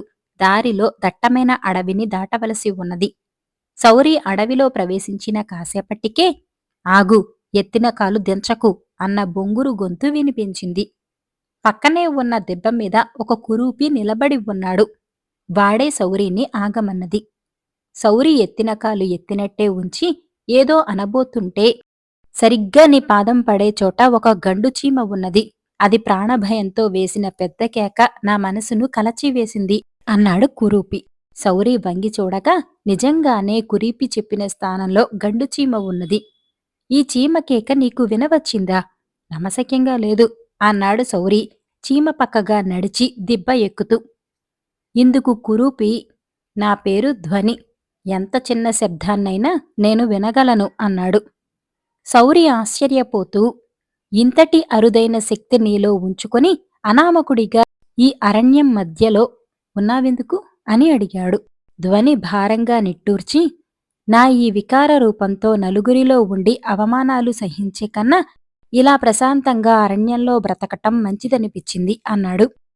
సౌరి ఆప్యాయంగా ధ్వని భుజం తట్టి, నువ్వు చేయరాని నేరానికి నువ్వే శిక్ష విధించుకుంటావా? నేను సైనికుడిగా చేరి దేశసేవ చేయాలని రాజధాని నగరానికి వెళుతున్నాను. మన దేశానికి నీ సేవలు కూడా ఎంతగానో ఉపయోగపడతాయి. నువ్వు కూడా నాతో పాటురా అన్నాడు. ధ్వని సరేనని సౌరి వెంట బయలుదేరాడు. మిట్ట మధ్యాహ్నం వేళ వాళ్ళిద్దరూ నీళ్ల కోసం వెతుకుతూ ఉంటే ఎండ తీవ్రంగా ఉన్నది. కాసేపు విశ్రాంతి తీసుకుని వెళ్ళండి అన్న మాటలు ఒక రాళ్లగుట్ట మీద నుంచి వినవచ్చాయి. ఆ మాటలు అన్న వ్యక్తి ధ్వని కన్నా కురూపి. సౌరి, ధ్వని ఆ కురూపి తెచ్చి ఇచ్చిన మంచినీళ్లు తాగి దాహం తీర్చుకున్నారు. నువ్వు దుస్తుల చాటున నడుముకు బిగించుకున్న డబ్బు మూట ముడి ఒకటి ఊడింది. మరొకటి కూడా ఊడితే మూట కిందకి జారిపోగలదు, జాగ్రత్త అన్నాడు ఆ వికారి. సౌరి డబ్బు మూటను బయటకు లాగి చూశాడు. ఆశ్చర్యం, వాడు చెప్పినట్టుగా ఒక ముడి ఊడి ఉన్నది. దుస్తుల చాటున ఉన్న డబ్బు మూట నీకెలా కనిపించింది అని సౌరి వాణ్ణి అడిగాడు. నా పేరు దృష్టి. గోడ కవతల ఉన్న వస్తువులు కూడా స్పష్టంగా చూడగలను అన్నాడు వికారి. ఈ జవాబుకు సౌరి చాలా ఆశ్చర్యపడి, అలాగా, ఇంత అపురూపమైన విద్య దేశానికి ఉపయోగపడకపోవటం అన్యాయం. నువ్వు కూడా మాతో పాటు రాజధానికి బయల్దేరు అంటూ దృష్టిని కూడా తమతో పాటు బయల్దేరతీశాడు. వాళ్ళు ముగ్గురు కొంచెం ముందుకు వెళ్ళగానే, ఆగండి, దగ్గరలోనే పులి వస్తున్న సవ్వడి వినవస్తుంది అంటూ ధ్వని సౌరిని, దృష్టిని ఆపాడు. ఇంతలో పులి పొదలచాటు నుంచి గాండ్రుమంటూ వస్తూనే వాళ్ల మీదకి దూకబోయింది. మరుక్షణం ఒక పెద్ద బండరాయి ఇరువుమంటూ వచ్చి పులి మీద పడింది. ఆ దెబ్బకు పులి కింద పడి రక్తపు మడుగులో గిలగిలా తన్నుకోసాగింది. ఇదేమి వింత అనుకుంటూ సౌరి తల ఎత్తి చూశాడు. పక్కనే ఉన్న బండరాళ్ల మీద ఒక కురూపి నిలబడి ఉన్నాడు. ఆ కురూపే తమ ప్రాణదాతగా గ్రహించి, సౌరి, చూడబోతే అర్చకుడిలాగా ఉన్నావు. అంత పెద్ద బండరాయిని పులిమీదకి ఎలా విసరగలిగావు అని అడిగాడు. కురూపి ఆ ప్రశ్నకు పెద్దగా నవ్వి, ఎలానా? నా కళ్లతో. నేను కళ్లతో శాసిస్తే ఎంతటి బండరాయి అయినా కదిలి పడమన్న చోట పడుతుంది. నా పేరు శక్తి అన్నాడు. అయితే నువ్వు మాతో రాక తప్పదు అంటూ సౌరి తన మాటల చాతుర్యంతో శక్తిని కూడా తమ వెంట బయలుదేరతీశాడు. నలుగురూ చీకటి పడుతున్న సమయంలో ఒక ఎత్తైన కొండను సమీపించారు. ఆ కొండ మీద పాతకాలపు కోట ఒకటి ఉన్నది. కొండ దిగువన ఉన్న గుహను చూపిస్తూ దృష్టి, ఈ రాత్రికి ఆ గుహలో తలదాచుకుందాం అన్నాడు. గుహలోకి గాలి రాదు. ఈ రాత్రి కొండ మీద కనిపించే కోటలో పడుకుందాం అన్నాడు సౌరి. నలుగురు కొండ ఎక్కారు. కోట గుమ్మానికి ఉన్న తలుపు మూసి ఉన్నది. ద్వారబంధాన్నుంచి వందలాది గబ్బిళాలు వెళ్లాడుతున్నాయి. సౌరి తలుపు మీద గట్టిగా కొట్టగానే గబ్బిళాలు రెక్కల్ని టపటపలాడిస్తూ అన్ని వైపులకు ఎగిరిపోయాయి. దృష్టికి కోట తలుపు వెనుక ఉన్నదంతా స్పష్టంగా కనిపిస్తుంది. ఒక ముసలి రాక్షసుడు వంగిపోయిన నడుముతో భారంగా నడిచి వస్తున్నాడు. వాడు తలుపు పక్కనే ఉన్న గూటిలోంచి పెట్టుడు కూరలు, గోళ్లు తీసి తగిలించుకున్నాడు.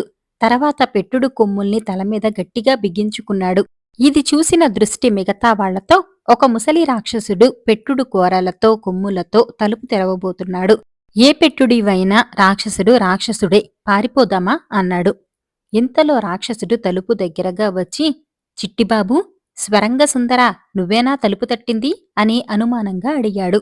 వెంటనే సౌరి, తలుపు తెరవండి రాక్షసోత్తమా, మీ చిట్టిబాబే మమ్మల్ని పంపించాడు అన్నాడు. రాక్షసుడు ఆత్రంగా తలుపు తెరిచి, మా చిట్టిబాబు ఎక్కడున్నాడు? ఎప్పుడు వస్తున్నాడు? ఇంకా నా మీద కోపంగానే ఉన్నాడా అంటూ ప్రశ్నల వర్షం కురిపించాడు. సౌరి నీరసం నటిస్తూ, చీకటితో బయలుదేరి ఏకబిగిన 10 కోసులు నడిచి చుక్కలనంటే తమ కంచు కోటకు చేరాం. ఆయాసం, మగత, నిద్ర, నీరసంతో నేల కూలుతామేమోనని భయంగా ఉంది. ఈ రాత్రికి విశ్రాంతి తీసుకుని తెల్లవారి మీ చిట్టిబాబు సంగతులన్నీ చెబుతాం అన్నాడు. ఆ జవాబుతో రాక్షసుడు తృప్తిపడి వాళ్లు తినటానికి బుట్టెడు పళ్ళిచ్చాడు, తాగడానికి రాగి బిందెడు పాలిచ్చాడు. నలుగురికి తలుపు పక్కనే ఉన్న గదిలో పడకలు ఏర్పాటు చేసి కళ్ళు మూసుకొని పడుకోండి. పొరపాటున కూడా కోట లోపలికి రావద్దు. ముసలివాణ్ణి కనుక ఇవన్నీ పెట్టుడు గూళ్ళు, కొమ్ములు, కోరలు అని పొరబడేరు. జాగ్రత్త! నిలువునా చీల్చి చెండాడగలను అని గట్టిగా పళ్ళు కొరకబోయి, అబ్బా! అనుకుంటూ దవడ పట్టుకుని లోపలి గదుల్లోకి వెళ్ళిపోయాడు. ఆ తర్వాత కొద్దిసేపటికే కోట అదిరిపోయేలా రాక్షసుడి గురక ఆరంభమైంది. ధ్వని రాక్షసుడి గురకను కాసేపు విని ఇంకేదో తెలుసుకున్నవాడిలా చిటిక వేసి, వీడి భూన భోంతరాళాలు దద్దరిల్లే గురకతో పాటు కోటలోని చివరి గదిలో ఒక స్త్రీ రోదిస్తున్న శబ్దం కూడా నాకు వినవస్తున్నది అన్నాడు. వెంటనే సౌరి, అలాగా, నిజమా అంటూ బయలుదేరి అన్ని గదులు దాటి చివరనున్న గదిని సమీపించాడు. ఆ గది కిటికీ దగ్గర నిలబడి బయట వెన్నెలలోకి చూస్తూ దుఃఖిస్తున్న ఒక అందాల రాణి సౌరి కంటపడింది. అతడు నిశ్శబ్దంగా ఆమెను సమీపించాడు. ఆమె ధరించిన దుస్తులు, మెడలోని మణిహారం, ఇతర అలంకరణలు చూసి ఆమె తప్పకుండా ఏ రాకుమారో అయి ఉంటుంది అనుకున్నాడు సౌరి. ఆమె సౌరిని చూస్తూనే భయకంపితురాలైంది. సౌరి మృదువుగా, భయపడకండి, మీరెవరు? నేను మీకు సహాయపడటానికి వచ్చాను అన్నాడు. ఆ యువతి దుఃఖం నుంచి కోలుకొని ఇలా చెప్పింది. ఆమె ఆ రాజ్య యువరాణి, పేరు రాయంచ. 4 రోజుల క్రితం ఆమె తన చెలికత్తెలతో కొండమీది దేవి ఆలయానికి వెళ్ళినప్పుడు రాక్షసుడు బలవంతంగా ఆకాశ మార్గాన తెచ్చి కోటలో బంధించాడు. వాడి కుమారుడు సర్వాంగ సుందరుడు. రాజకుమారిని తప్ప మరెవరినీ పెళ్లాడనని పట్టుబట్టి కూర్చున్నాడట. ముసలి రాక్షసుడికి రాకుమారిని కోడలుగా తెచ్చుకోవటం ఏమాత్రం ఇష్టం లేదు. తనకు ముప్పొద్దులా కమ్మటి మాంసం కూరలు వండి పెడుతూ కష్టం చేయగల రాక్షసి పిల్లనే కోడలుగా తెచ్చుకోవాలని వాడు ఆరాటపడుతున్నాడు. ఈ విషయంలో తండ్రి కొడుకుల మధ్య పెద్ద కలహం జరిగింది. సర్వాంగ సుందరుడు కోపం కొద్దీ ఎటో వెళ్ళిపోయాడు. ఒకగానొక్క కొడుకు దూరం కావటంతో రాక్షసుడు విలవిలలాడిపోయి రాకుమారిని ఎత్తుకువచ్చాడు. కొడుకు తిరిగి రాగానే ఆమెతో పెళ్లి జరిపే ఆలోచనలో ఉన్నాడు. సౌరి అంతా విని రాకుమారికి ధైర్యం చెప్పి, భయపడకండి, సూర్యోదయంతో పాటే మీకీ రాక్షసుడి కోట నుంచి విముక్తి కలిగిస్తాను అని 3 కురూపుల దగ్గరకు వచ్చాడు. తూర్పు తెల్లనవుతూనే ముసలి రాక్షసుడు మైమరపు కొద్దీ వాడి గోళ్ళు, కూరలు, తలమీద కొమ్ములు లేకుండా అదుర్దాగా వాళ్ల దగ్గరకు వచ్చి, నా కొడుకు ఎక్కడున్నాడు? మీతో ఏం చెప్పి పంపించాడు? అని అడిగాడు. సౌరి రాక్షసుడికి వంగి నమస్కారం చేసి, ఆహా రాక్షసేంద్ర, కొడుకును గురించిన దుఃఖంతో రాత్రికి రాత్రే మీ వాడి గోళ్ళు, కొమ్ములు అదృశ్యమైనట్టుంది. మీ పితృప్రేమ 1001 నోళ్ల పొగడదగినది అన్నాడు.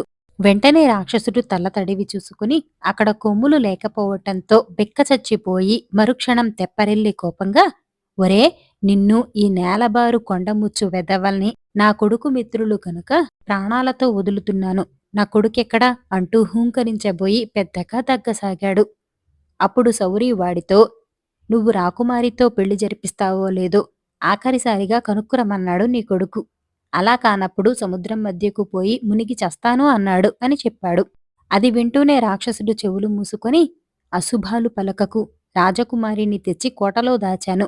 నా కొడుకు సర్వాంగ సుందరుణ్ణి వెంటనే బయలుదేరి రమ్మను అన్నాడు. ఆహా, ఈ సంగతి తెలిస్తే రాత్రే నీ కొడుకు కోటలోకి వచ్చేవాడు. పాపం అతడికి కొండ కింది గుహలో రాత్రంతా కటికెరాళ్ల మీద పడుకునే బాధ తప్పేది అన్నాడు సౌరి. ఏమిటి, నా కొడుకు కొండ కింది గుహలో ఉన్నాడా అంటూ ముసలి రాక్షసుడు ఆనందం పట్టలేక పెద్ద కేక పెట్టి కొండ దిగసాగాడు. వాడి వెనకే సౌరి 3 కురూపులు కొండ దిగారు. రాక్షసుడు చప్పట్లు చరుస్తూ గుహలోకి వెళ్ళగానే సౌరి శక్తికి సంజ్ఞ చేశాడు. వాడు కళ్లతో ఆదేశించగానే 4 నిలువెత్తుల బండరాయి లేచి గుహ ద్వారానికి అడ్డుగా పడిపోయింది. తర్వాత నలుగురు వెళ్లి కోటగదిలో బంధితురాలై ఉన్న రాకుమారికి రాక్షసుడి పీడ విరగడైందని చెప్పారు. ఆమె అడిగిన మీదట సౌరి ఆమెకు తాను ఇంటి నుంచి బయలుదేరిన కారణం, ఆ తర్వాత జరిగినదంతా వివరంగా చెప్పాడు. అంతా విని రాకుమారి ఆశ్చర్యపోతూ సౌరితో, ఈ జరిగిందంతా ఒక అద్భుతమైన కథలా ఉన్నది. ఒక రాజుకు ఉండవలసిన తెలివి, సాహసం, అందం, సమయస్ఫూర్తి అన్నీ నీలో ఉన్నాయి అన్నది చిన్నగా నవ్వుతూ. తర్వాత 5గురు కొండ దిగి కొంత దూరం వచ్చాక ధ్వని వాళ్లను ఆగమని, నాకు ఏనుగొకటి ఇటు వస్తున్న ధ్వని వినిపిస్తున్నది అన్నాడు. ఆ మాట వింటూనే శక్తి, ఏనుగులంటే నాకు చెడ్డ భయం. ఒరే దృష్టి, అదెక్కడున్నదో చెప్పు, ఒక బండరాయిని పంపి దాని కుంభస్థలం బద్దలు కొడతాను అన్నాడు. దృష్టి ధ్వని చెప్పిన వైపుకు చూసి ఆ వచ్చేది పెంపుడు ఏనుగు. దానిమీద ఉన్న చిన్న అంబారీలో ఎర్రటి తలపాగాతో తెల్లటి బుర్రమీసాలతో ఒకాయన కూర్చొని ఉన్నాడు. పక్కన గుర్రాల మీద ఈటెలు పట్టుకున్న భటులు, వెనక డప్పులతో దండోరా వేసే మనుషులు అన్నాడు. వెంటనే రాకుమారి, అయితే ఆయన మహామంత్రి అభయవర్మ. ఆయనకు ఈ ప్రాంతాలకు రావలసిన అవసరం ఏంటి అంటూ ఆశ్చర్యపోయింది. అప్పటి వరకు అంతా మౌనంగా చూస్తున్న సౌరి, రాకుమారి, ఇక నాకు సెలవిప్పించండి. మీరు మీ మంత్రిగారిని కలుసుకుని నగరం చేరవచ్చు. నేను నా మిత్రులు బయలుదేరి నగరానికి వెళతాం. అక్కడ నాకు రాజుగారి కొలువులో సైనికుడిగా ఉద్యోగం దొరక్కపోదు. ఆ తర్వాత మహాశక్తిమంతులైన నా ముగ్గురు మిత్రులు రాజధానిలో గౌరవప్రదంగా జీవించే ప్రయత్నం చేస్తాను అన్నాడు. ఇందుకు రాకుమారి చిరుకోపంగా సౌరీకేసి చూసి, అప్పుడే చెట్లు చాటు నుంచి బయటకు వస్తున్న ఏనుగు కేసి వడివడిగా నడిచిపోయింది. పావుగంట కాలం గడిచే లోపల మంత్రి అభయవర్మ సౌరీ వాళ్లున్న చోటికి వస్తూ ఏనుగు దిగి కాలినడకన వచ్చి సౌరీ రెండు చేతులు పట్టుకుని, దేశభక్తి కొద్దీ సైనిక వృత్తి స్వీకరించదలచిన నువ్వు రాకుమారిని వివాహమాడి మా మహారాజు తదనంతరం రాజ్యానికే రాజువు కానున్నావు. మా మహారాజు రాకుమారిని తెచ్చిన వారికి అర్ధరాజ్యం ఇస్తానని చాటింపు వేయించాడు.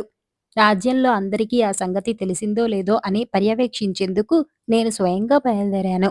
నువ్వు రాక్షసుణ్ణి గెలవడమే కాక యువరాణి హృదయాన్ని కూడా గెలుచుకున్నావు. అందువల్ల భవిష్యత్తులో ఈ రాజ్యానికి నువ్వే రాజువు. పద, అంబారీలో ఆసీనుడివి కా. నీ మిత్రులు గుర్రాలెక్కి మన వెంట రాజధాని నగరం వస్తారు అన్నాడు. శనిదోషం రాసినవారు డాక్టర్ ఆళ్ల రమణమూర్తి గారు. గూటాల గ్రామంలో కృష్ణశాస్త్రి అనే పురోహితుడు ఉండేవాడు. ఆయనకి తెలిసింది పౌరోహిత్యానికి సంబంధించిన మంత్రాలే అయినా తను జ్యోతిష్య శాస్త్రంలో గొప్ప పాండిత్యం కలవాడని, భూత భవిష్యత్ వర్తమానాలు చెప్పగలనని ప్రచారం చేసుకునేవాడు. గ్రామ ప్రజలు ఇది నమ్మి ఆయన్నొక గొప్ప జ్యోతిష్య పండితుడిగా గౌరవించేవారు. ఈ విధంగా ప్రజల అమాయకత్వాన్ని ఆసరా చేసుకుని ఆయన అప్పుడప్పుడు గ్రామానికి అపకారం జరగబోతున్నదని, పశువులకు అంటువ్యాధులు రానున్నవని నమ్మించి దానికి విరుగుడుగా శాంతి పూజలు, హోమాలు చేయాలని వారి నుంచి భారీగా డబ్బు, అన్ని రకాల తృణధాన్యాలు వసూలు చేసేవాడు. ఇలా ఉండగా ఆ గ్రామానికి బడిపంతులుగా రమణమూర్తి అనే యువకుడు వచ్చి కృష్ణశాస్త్రి ఇంటి పక్కనే ఉన్న ఒక చిన్న ఇంట్లో నివాసం ఏర్పరచుకున్నాడు. గ్రామస్తులు కృష్ణశాస్త్రి గొప్ప జ్యోతిష్య పండితుడని చెబుతుంటే విని ముభావంగా ఊరుకునేవాడు. ఒకనాటి సాయంకాలం కృష్ణశాస్త్రి రమణమూర్తితో మాటల సందర్భంలో, మాది వంశపారపర్యంగా పురోహిత కుటుంబం కావటంతో అలా పౌరోహిత్యం చేసుకుంటూ కాలం గడిపేస్తున్నాను. కానీ జ్యోతిష్య శాస్త్రం గురించి నాకు తెలిసినంతగా ఈ చుట్టుపక్కల 14 పరగణాలలో మరెవ్వరికీ తెలియదు. ఇంతెందుకు, మీ ముఖం చూసి మీ భవిష్యత్తు చెప్పగలను. భయపడకండి. మీకు నెల రోజుల్లో తీవ్రమైన అస్వస్థత, విపరీతమైన ధననష్టం జరగనున్నది. ఇందుకు కారణం మరేం లేదు, శనిదోషం అన్నాడు. అలాగా, మరి నేను శనిదోషాన్నుంచి తప్పించుకునే ఉపాయం లేదా అని అడిగాడు రమణమూర్తి నిబ్బరంగా. ఎందుకు లేదు? ఇలాంటి అవాంతరాల నుంచి మనను గట్టెక్కించేందుకే కదా మన పూర్వులు జ్యోతిష్య శాస్త్రాన్ని రచించింది. మీరు శనికి శాంతి చేయాలి. ఆ శాంతిలో ప్రధానమైనది నాలాంటి గొప్ప పండితుడికి గోదానం చేయటం అన్నాడు కృష్ణశాస్త్రి. రమణమూర్తి కొద్దిసేపు ఆలోచించి, గోదానం చేయాలంటే కనీసం 500 రూపాయలన్నా కావాలి కదా, నా దగ్గర 200కు మించిలేదే అన్నాడు. ఆ జవాబుకు కృష్ణశాస్త్రి నవ్వి, ఎంత అమాయకులండి, 500 రూపాయలు మీ చేత ఖర్చు పెట్టిస్తానా? అసలే శనిదోషం వల్ల మీరు కష్టాల పాలు కానున్నారు. నా దగ్గర ఒక మంచి ఆవున్నది. దాన్ని 200 రూపాయలకు మీకు అమ్మేస్తాను. శనివారం మంచి రోజు కాబట్టి పూజ అనంతరం దాన్ని నాకు దానం చేసేయండి అన్నాడు. ఆ రాత్రి రమణమూర్తి కృష్ణశాస్త్రికి 200 రూపాయలిచ్చి ఆవును తన ఇంటికి తోలుకు వచ్చాడు. కృష్ణశాస్త్రి తను 200 రూపాయలు లాభం పొందినందుకు చాలా సంతోషించాడు. 4 రోజుల తర్వాత శనివారం నాడు ఆయన రమణమూర్తి ఇంట్లో పూజ అది చేసి రమణమూర్తిని దక్షిణ తాంబూలాలతో గోదానం ఇవ్వమన్నాడు. ఇందుకు రమణమూర్తి తటపటాయిస్తూ, చూడండి శాస్త్రిగారు, నిజంగా శనిదోషం వల్ల నాకు అస్వస్థత, ధననష్టం జరుగుతుందంటారా అని ప్రశ్నించాడు. ఇది వింటూనే కృష్ణశాస్త్రి ఉగ్రుడైపోయి దాపులనున్న ఇళ్ల అరుగు మీద వాళ్లను పిలిచి, విన్నారా, కొత్తగా మన గ్రామం వచ్చిన పంతులుగారి కుస్సెంకలు. నేను జ్యోతిష్య శాస్త్రంలో ఉద్దండుడినని మీ అందరికీ తెలుసు. కర్మ అనాలో లేక జాతక ప్రభావం అనాలో ఈయనకు మాత్రం నా పాండిత్యంలో నమ్మకం లేదు అని రమణమూర్తి ముఖంలోకి తెరిపారా చూస్తూ, బుద్ధి కర్మానుసారి కదా అన్నారు పెద్దలు. నేను నొక్కి వక్కాణిస్తున్నాను. మీరు గోదానం చేయకపోతే ఈ నెల తిరక్కుండానే మిమ్మల్ని శని పట్టి పీడిస్తుంది. నా హెచ్చరిక పాటించండి. చేతులు కాలాక ఆకులు పట్టుకోవటం మూర్ఖ పద్ధతి అన్నాడు. రమణమూర్తి ఏమాత్రం తొణక్కుండా అక్కడ చేరిన వాళ్లకేసి ఒకసారి చూసి శాస్త్రితో, ఏమో శాస్త్రిగారు, ఈ ఆవుకు నాకు ఏదో పూర్వజన్మ సంబంధం ఉన్నట్టు తోస్తున్నది. ఈనాటి వరకు ఎక్కడా కనీ విని ఎరుగను. ఇది రోజుకు 10 సేర్ల పాలిస్తున్నది. అందువల్ల ఈ ఆవును మాత్రం దానం చెయ్యను. ఒకవేళ మీరు చెప్పినట్టే శని ప్రభావం వల్ల నాకు తీవ్ర నష్టం జరిగితే మీ పాండిత్యాన్ని నమ్మి నా తప్పును క్షమించమని కోరుతూ మీకు 2 ఆవుల్ని దానం చేస్తాను. ఒకవేళ నెల రోజుల లోపల నాకేమీ నష్టం కలగకపోతే మీరు చెప్పింది బూటకపు జాతకంగా భావిస్తాను. కనుక దయతలచి నెల రోజులు గడిచాకే గోదానం మాట ఎత్తండి అన్నాడు. ఇది విని కృష్ణశాస్త్రి నిశ్చేష్యుడయ్యాడు. అక్కడ చేరిన జనం పంతులుగారు చెప్పింది న్యాయంగానే ఉన్నదా అన్నారు. కృష్ణశాస్త్రి తల వంచుకొని ఇంటికి వచ్చి మంచం మీద 2 చేతులతో తల పట్టుకొని కూర్చొని భార్యతో, కొత్తగా మన గ్రామం వచ్చిన ఈ మూర్తిగాడెవడో పచ్చి పాషండుడిలా ఉన్నాడు. నేను చెప్పిన జాతకం ఎలానూ ఫలించదు. 1000 విలువ చేసే గంగిగోవు లాంటి ఆవును 200కే సొంతం చేసుకున్నాడు. పైగా గ్రామంలో నేను జ్యోతిష్య శాస్త్రంలో తిరుగులేని పండితుడునన్న నమ్మకం కూడా పోయే ప్రమాదమున్నది అన్నాడు. కృష్ణశాస్త్రి భార్య భర్తను ఓదార్చుతూ, గ్రామంలో పక్క గ్రామాల్లో మీరు పౌరోహిత్యం చేస్తూ గడించేదానితో మనకు సుఖంగానే గడిచిపోతున్నది. అలాంటప్పుడు ఎందుకు మీకీ జ్యోతిష్యాలు జాతకాల గొడవ అన్నది. వద్దంటే సహాయం. రాసినవారు టి బాలనాగయ్య గారు. చాలా కాలం క్రితం జక్కులమిట్ట అనే చిన్న కొండకు సమీపంలో ఒక ధనవంతుడైన భూస్వామి ఉండేవాడు. ఆయన భార్య గొప్ప పనిమంతురాలు. రోజల్లా ఇంటి పని చేయటమే కాక అర్ధరాత్రి దాటినదాకా మేలుకొని కూర్చొని ఇంటిల్లిపాతికి కావలసిన నూలు తానే వడికేది, తానే ఆసుపోసేది, తానే వడుగు పేకా వేసి మగ్గం మీద బట్టలు నేసేది. ఇంత చాకిరీ చేయటం వల్ల ఒకప్పుడు ఆమె అమితంగా అలసిపోయేది. అయినా పళ్ల బిగువున పనిచేసేదే కాని మానేది కాదు. ఒకనాటి రాత్రి అందరూ భోజనాలు చేసి నిద్రలకు పడ్డాక భూస్వామి భార్య రాట్నం ముందు కూర్చొని నూలు వడుకుతూ, అబ్బబ్బా, ఎంత పని చేసినా ఈ పని తెమలదు. ఎవరన్నా వచ్చి కాస్త సాయం చేస్తే ఎంత బావుణ్ణు అనేసింది. మరుక్షణమే తలవాకిలి ఎవరో తట్టిన చప్పుడయింది. భూస్వామి భార్య ఎవరై ఉంటారా అనే ఆశ్చర్యపడుతూ లేచి వెళ్లి తలుపు గడియ తీసింది. ఒక మరుగుజ్జు ఆడమనిషి గబగబా లోపలికి వచ్చి రాట్నం ముందు చతికిలపడి అమిత వేగంతో నూలు వడకసాగింది.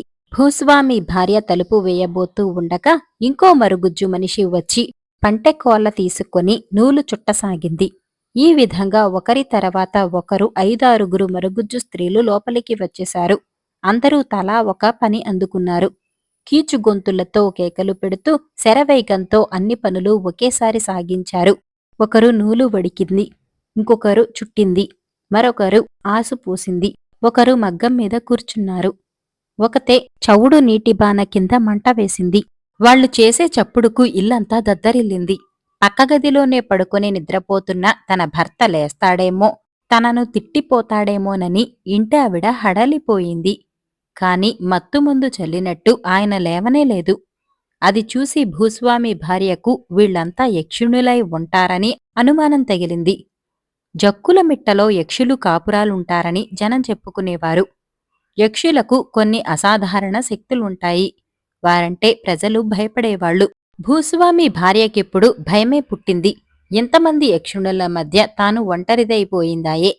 వాళ్లు చేసే రణగణ ధ్వనికి అందరూ లేచి వస్తే బాగుండునని ఇప్పుడామెకు అనిపించింది. కాని ఏం లాభం, ఒక్కరూ లేవలేదు.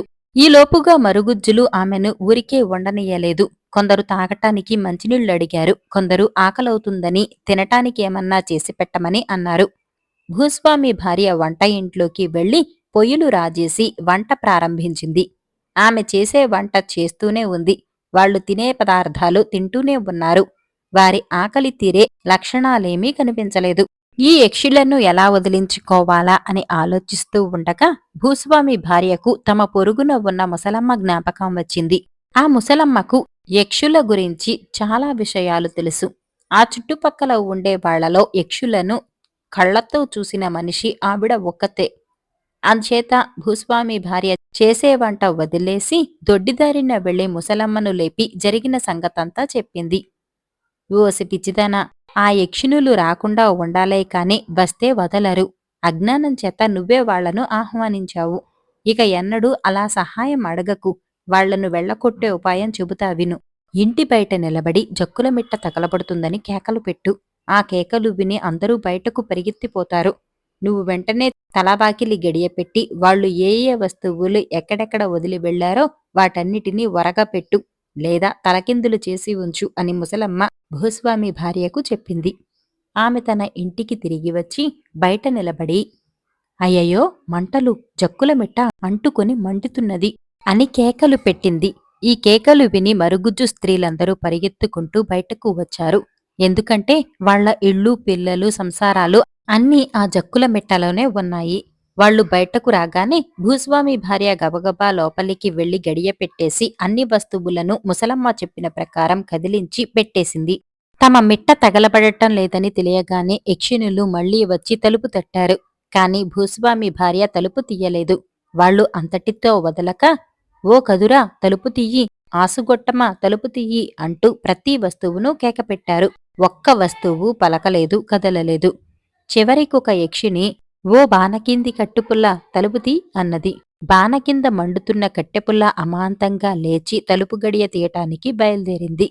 వెంటనే భూస్వామి భార్య చెంబుడు నీళ్లు దానిపైన కుమ్మరించేసరికి ఆ కట్టెపుల్ల కాస్త చుయ్యమని చల్లారి అక్కడే పడిపోయింది.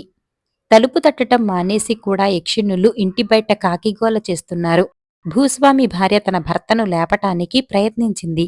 కాని ఆ మానవుడు గురకపెట్టి నిద్రపోతూ ఎంతకీ లేవలేదు. ఇలా కాదని ఆమె చవుడు నీళ్లు ఇన్ని తీసుకుని తన భర్త మీద కుమ్మరించింది. వెంటనే భూస్వామి లేచి బయట ఆ గోల ఏమిటి అంటూ వెళ్లి తలవాకిలి తలుపు తెరిచి చీకట్లోకి ముఖం చిట్లిస్తూ చూశాడు. అప్పుడు బయట సద్దుమణిగింది. యక్షిణులు తమ ఇళ్లకు వెళ్లిపోయారు. ఆ తర్వాత వాళ్లు ఎవరి ఇళ్లకూ రాలేదు. యోగ్యతా పరీక్ష రాసినవారు బి వెంకటరావు గారు. ఒక గ్రామంలో వరదరాజు అనే భూస్వామి ఉండేవాడు. అతడికి ఒక కుమార్తె ఉండేది. ఆమె పేరు లక్ష్మి. ఆమెకు వివాహయోగ్యమైన వయసు రాగానే చుట్టుపక్కల గ్రామాలలో మోతుబరి రైతులు కొందరు వరదరాజు దగ్గరకు పెళ్లి సంప్రదింపులకు రాసాగారు. వరదరాజు అలా వచ్చిన వారికి అతిథి సత్కారాలు చేసి, నాకున్నది ఒకగానొక కూతురు. నా కాబోయే అల్లుడు తెలివిమంతుడు, కష్టపడి పనిచేసి సుఖపడాలన్న గుణం కలవాడు అయి ఉండాలన్నది నా కోరిక. ఊరికే తింటూ కూర్చుంటే నా ఆస్తిపాస్తులు ఎంతో కాలం రావు కదా. అందుకని మీ కొడుకుల్ని నా దగ్గరకు పంపండి. ఒక చిన్న పరీక్ష పెడతాను. అందులో నెగ్గిన వారికి నా కూతుర్నిచ్చి చేస్తాను అని చెప్పసాగాడు. కొద్ది రోజులు జరిగిన తర్వాత పొరుగురి వాళ్లైన ముగ్గురు యువకులు తండ్రుల అనుమతితో వరదరాజు ఇంటికి వచ్చారు. వాళ్లు ముగ్గురు దాదాపు ఒకే వయసు వాళ్ళు. చూడటానికి తెలివితేటలు, మంచి మర్యాద తెలిసిన వాళ్లలాగేనే ఉన్నారు. వరదరాజు ఆ ముగ్గురు యువకులతో, మీరు ముగ్గురు చేత చిల్లి గవ్వ లేకుండా ఎక్కడికైనా పోయి నెల రోజుల్లోపల 100 రూపాయలు సంపాదించుకురండి. ఆ తర్వాత మీలో ఎవరికి నా కుమార్తెనివ్వాలో నిర్ణయిస్తాను అని చెప్పాడు. ఆ ముగ్గురు యువకులు అందుకు అంగీకరించి బయలుదేరారు. వారిలో కోదండపాణి అనేవాడు తూర్పుగా ప్రయాణమై ఒక చిట్టడవి గుండా పోతూ ఉండగా కాలిబాట పక్కన పిల్లలెవరో పారేసుకున్న చిన్న కొయ్యదేవతా బొమ్మ ఒకటి కనపడింది. దాన్ని చూడగానే అతడికి ఒక ఉపాయం తోచింది. వెంటనే అతడు కొయ్యబొమ్మను తీసుకుని బైరాగిలా వేషం వేసుకుని ఒక గ్రామం చేరి ఇంత కుంకుమ, పసుపు సంపాదించి బొమ్మకు పూసి దాన్ని ముందు పెట్టుకుని ఒక చెరువుగట్టు మీద రావి చెట్టు కింద కూర్చున్నాడు. చెరువుకు వచ్చి పోయే జనం అతడి చుట్టూ మూగసాగారు. కోదండపాణి వాళ్లతో, ఇది కాశీ దగ్గర గంగానదిలో మా గురువుగారికి దొరికిన గంగామాత విగ్రహం. ఆయన ఆజ్ఞ ప్రకారం దీన్ని ఈ చెరువుగట్టు మీద ప్రతిష్ఠ చేయటానికి వచ్చాను. దీనికి భక్తితో పూజా పురస్కారాలు చేస్తే తగిన సమయంలో వర్షాలు కురిసి ఈ ప్రాంతమంతా సుభిక్షమవుతుంది అని చెప్పాడు. కోదండపాణి చెప్పిన దాన్ని నమ్మిన వాళ్లు ఆ విగ్రహానికి అరటిపళ్ళు కొబ్బరికాయలు నైవేద్యం పెట్టసాగారు. కొందరు భక్తులు కలిసి చిన్న హుండీ ఒకటి తెచ్చి అందులో చిల్లర డబ్బులు వేసిపోయారు. మరికొందరు ఒక దీపం, దానికి అవసరమైన నూనె ఇచ్చిపోయారు. వారం తిరిగి తిరక్క ముందే కోదండపాణి తెచ్చిన కొయ్యబొమ్మ గంగామాత విగ్రహంగా ప్రసిద్ధి సంపాదించుకున్నది. భక్తులు హుండీలో డబ్బులతో నింపసాగారు. కోదండపాణి త్వరలోనే గంగామాత గుడి కట్టిస్తానని చెప్పసాగాడు. అతడు ప్రతిరోజు రాత్రివేళ హుండీలో ఉన్న డబ్బు లెక్కపెట్టి ఆ మొత్తాన్ని వేరే దాచటం మొదలెట్టాడు. 15 రోజులు గడిచేసరికి అతడికి కావలసిన 100 రూపాయలు పోగయ్యాయి. ఈ లోపల 2-3 యువకులు అతడికి శిష్యులయ్యారు. కోదండపాణి మరికొద్ది రోజుల పాటు అక్కడే ఉండి హుండీలో పడే భక్తుల కానుక్కల్ని తన శిష్యుల పరం చేస్తూ గడువుకు ఇంకా 4-5 రోజుల కాలం ఉందనగా వాళ్లతో తనకు గురువుగారి నుంచి పిలుపు వచ్చిందని వెళ్లిపోతున్నానని, గంగామాత గుడి కట్టించే బాధ్యత మీదేనని చెప్పి బయలుదేరాడు. రెండో యువకుడు ఆనందుడు పడమరగా బయలుదేరాడు. అతడికి గడువు లోపల 100 రూపాయలు సంపాదించటం మాట అటుంచి ఏ పూట కాపూట ఆకలి తీర్చుకోవటమే పెద్ద సమస్య అయి కూర్చున్నది. అతడికి తిండి కోసం యాచించటం పెద్ద అవమానంగా తోచింది. పెద్ద దొంగతనాలు చేసే అలవాటు కాని ధైర్యం కాని లేదు. అందువల్ల ఆనందుడు చిన్నపిల్లల చేతుల్లోంచి తినుబండారాలు లాక్కొని డబ్బులు గుంజుకొని కడుపు నింపుకోసాగాడు. ఆనందుడు నిరాశతో ఇక ఇంటికి తిరిగిపోదాం అనుకునే దశలో ఒక రాత్రివేళ అతడు కాలవగట్టు వెంబడ నడుస్తూ ఉండగా ఎవడో వెనక నుంచి పరిగెత్తుకుంటూ వచ్చి అతడి మీద ఒక మూట పడవేసి పరిగెత్తసాగాడు. అంతలో వెనక నుంచి దొంగ దొంగ అన్న కేకలు వినిపించాయి. ఆనందుడు పరిస్థితి గ్రహించి పారిపోయేవాణ్ణి తరిమి పట్టుకున్నాడు. అంతలో కొందరు మనుషులు అక్కడికి వచ్చారు. ఆనందుడు పట్టుకున్నవాడు ఒక పెద్ద దొంగ. వాడా రాత్రి జమీందారు గారింట విలువగల నగా నట్రా దొంగిలించి పారిపోతూ ఉండగా కుక్క మొరుగుతుండటంతో వాణ్ణి జమీందారు గారి నౌకర్లు వెంట తరిమారు. వాడు ఆనందుడి పాలపడ్డాడు. పోయిన ఆస్తి యావత్తూ దొరకటమేగాక దొంగను కూడా అతి సాహసంతో పట్టుకున్నందుకు జమీందారు గారు ఆనందుడికి 100 రూపాయలు బహుకరించాడు. ఆ డబ్బు తీసుకుని ఆనందుడు సంతోషంగా తిరుగు ప్రయాణమయ్యాడు. ఇక మూడోవాడైన గురునాథుడు ఉత్తర దిక్కుగా బయలుదేరి మధ్యాహ్నం వేళకు ఒక గ్రామం చేరి ఒక ఇంటికి పోయి, అయ్యా, ఆకలిగా ఉంది, ఇంత తిండి పెట్టండి, మీ పొలం పనో తోట పనో ఏదైనా చేస్తాను అన్నాడు. ఆ ఇంటి యజమాని అతడికి భోజనం పెట్టించి ఆ సాయంత్రం తనతో పాటు పొలానికి తీసుకుపోయాడు. గురునాథుడు ఒళ్ళొంచి బాగా కష్టపడి పనిచేశాడు. ఆ రాత్రి కూడా ఆ ఇంటనే అతడికి భోజనం దొరికింది. మర్నాడు తెల్లవారుతూనే అతడు మరో గ్రామానికి బయలుదేరాడు. అక్కడ ఒక రైతుకు తోటపనిలో సహాయపడి తిండి సంపాదించుకున్నాడు. ఆ తర్వాత మరో గ్రామం. ఈ విధంగా వారం రోజులు గడిచిపోయాయి. కాని గురునాథుడు ఒక్క చిల్లిగవ్వ కూడా సంపాదించలేకపోయాడు. తిండి తిప్పలు మటుకు సుఖంగా పోతున్నాయి. గడుపు కావస్తున్నది. 100 రూపాయలు సంపాదించటం ఎలాగా అని గురునాథుడు విచారిస్తూ ఒకనాటి ఉదయం ఒక గ్రామం వీధి వెంట నడుస్తూ ఉండగా అతడికి ఒక చెట్టు కింద 4-5 మనుషులు తగువులాడుకుంటూ ఉండటం కనిపించింది. గురునాథుడు వాళ్ల దగ్గరకు పోయి సంగతేంటో అడిగి తెలుసుకున్నాడు. ఆ తగువులాడే వాళ్లలో ఒక వంటల పెద్ద, అతడికి సహాయంగా వంట మనుషుల్ని తీసుకొస్తానన్నవాడు ఉన్నారు. ఆ వంట మనుషుల్ని తెస్తానన్నవాడు 3 కన్నా ఎక్కువ మందిని సంపాదించలేకపోయాడు. మరిద్దరిని తెమ్మంటూ వంట పెద్ద తగ్గు చేస్తున్నాడు.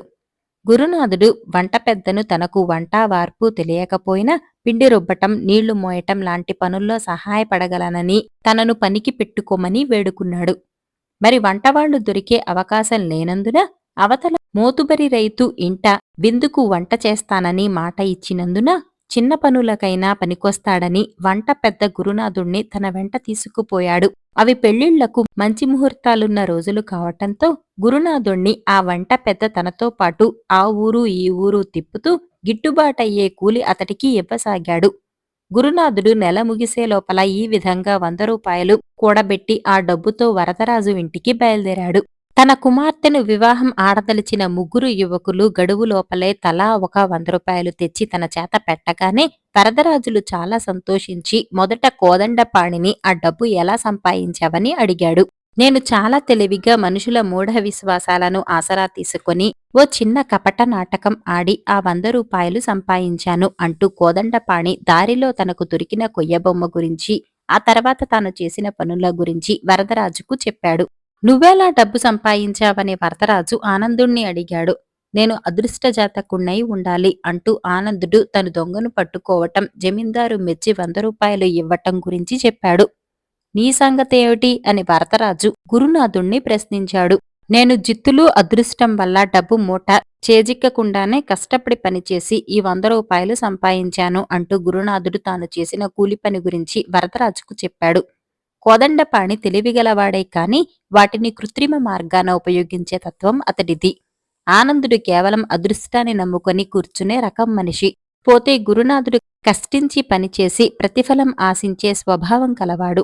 వరదరాజు ఇలా ఆలోచించి గురునాథుడికి తన కుమార్తెనిచ్చి వివాహం చేశాడు. యోగ్యతా పరీక్ష రాసినవారు బి. రఘురామరాజుగారు.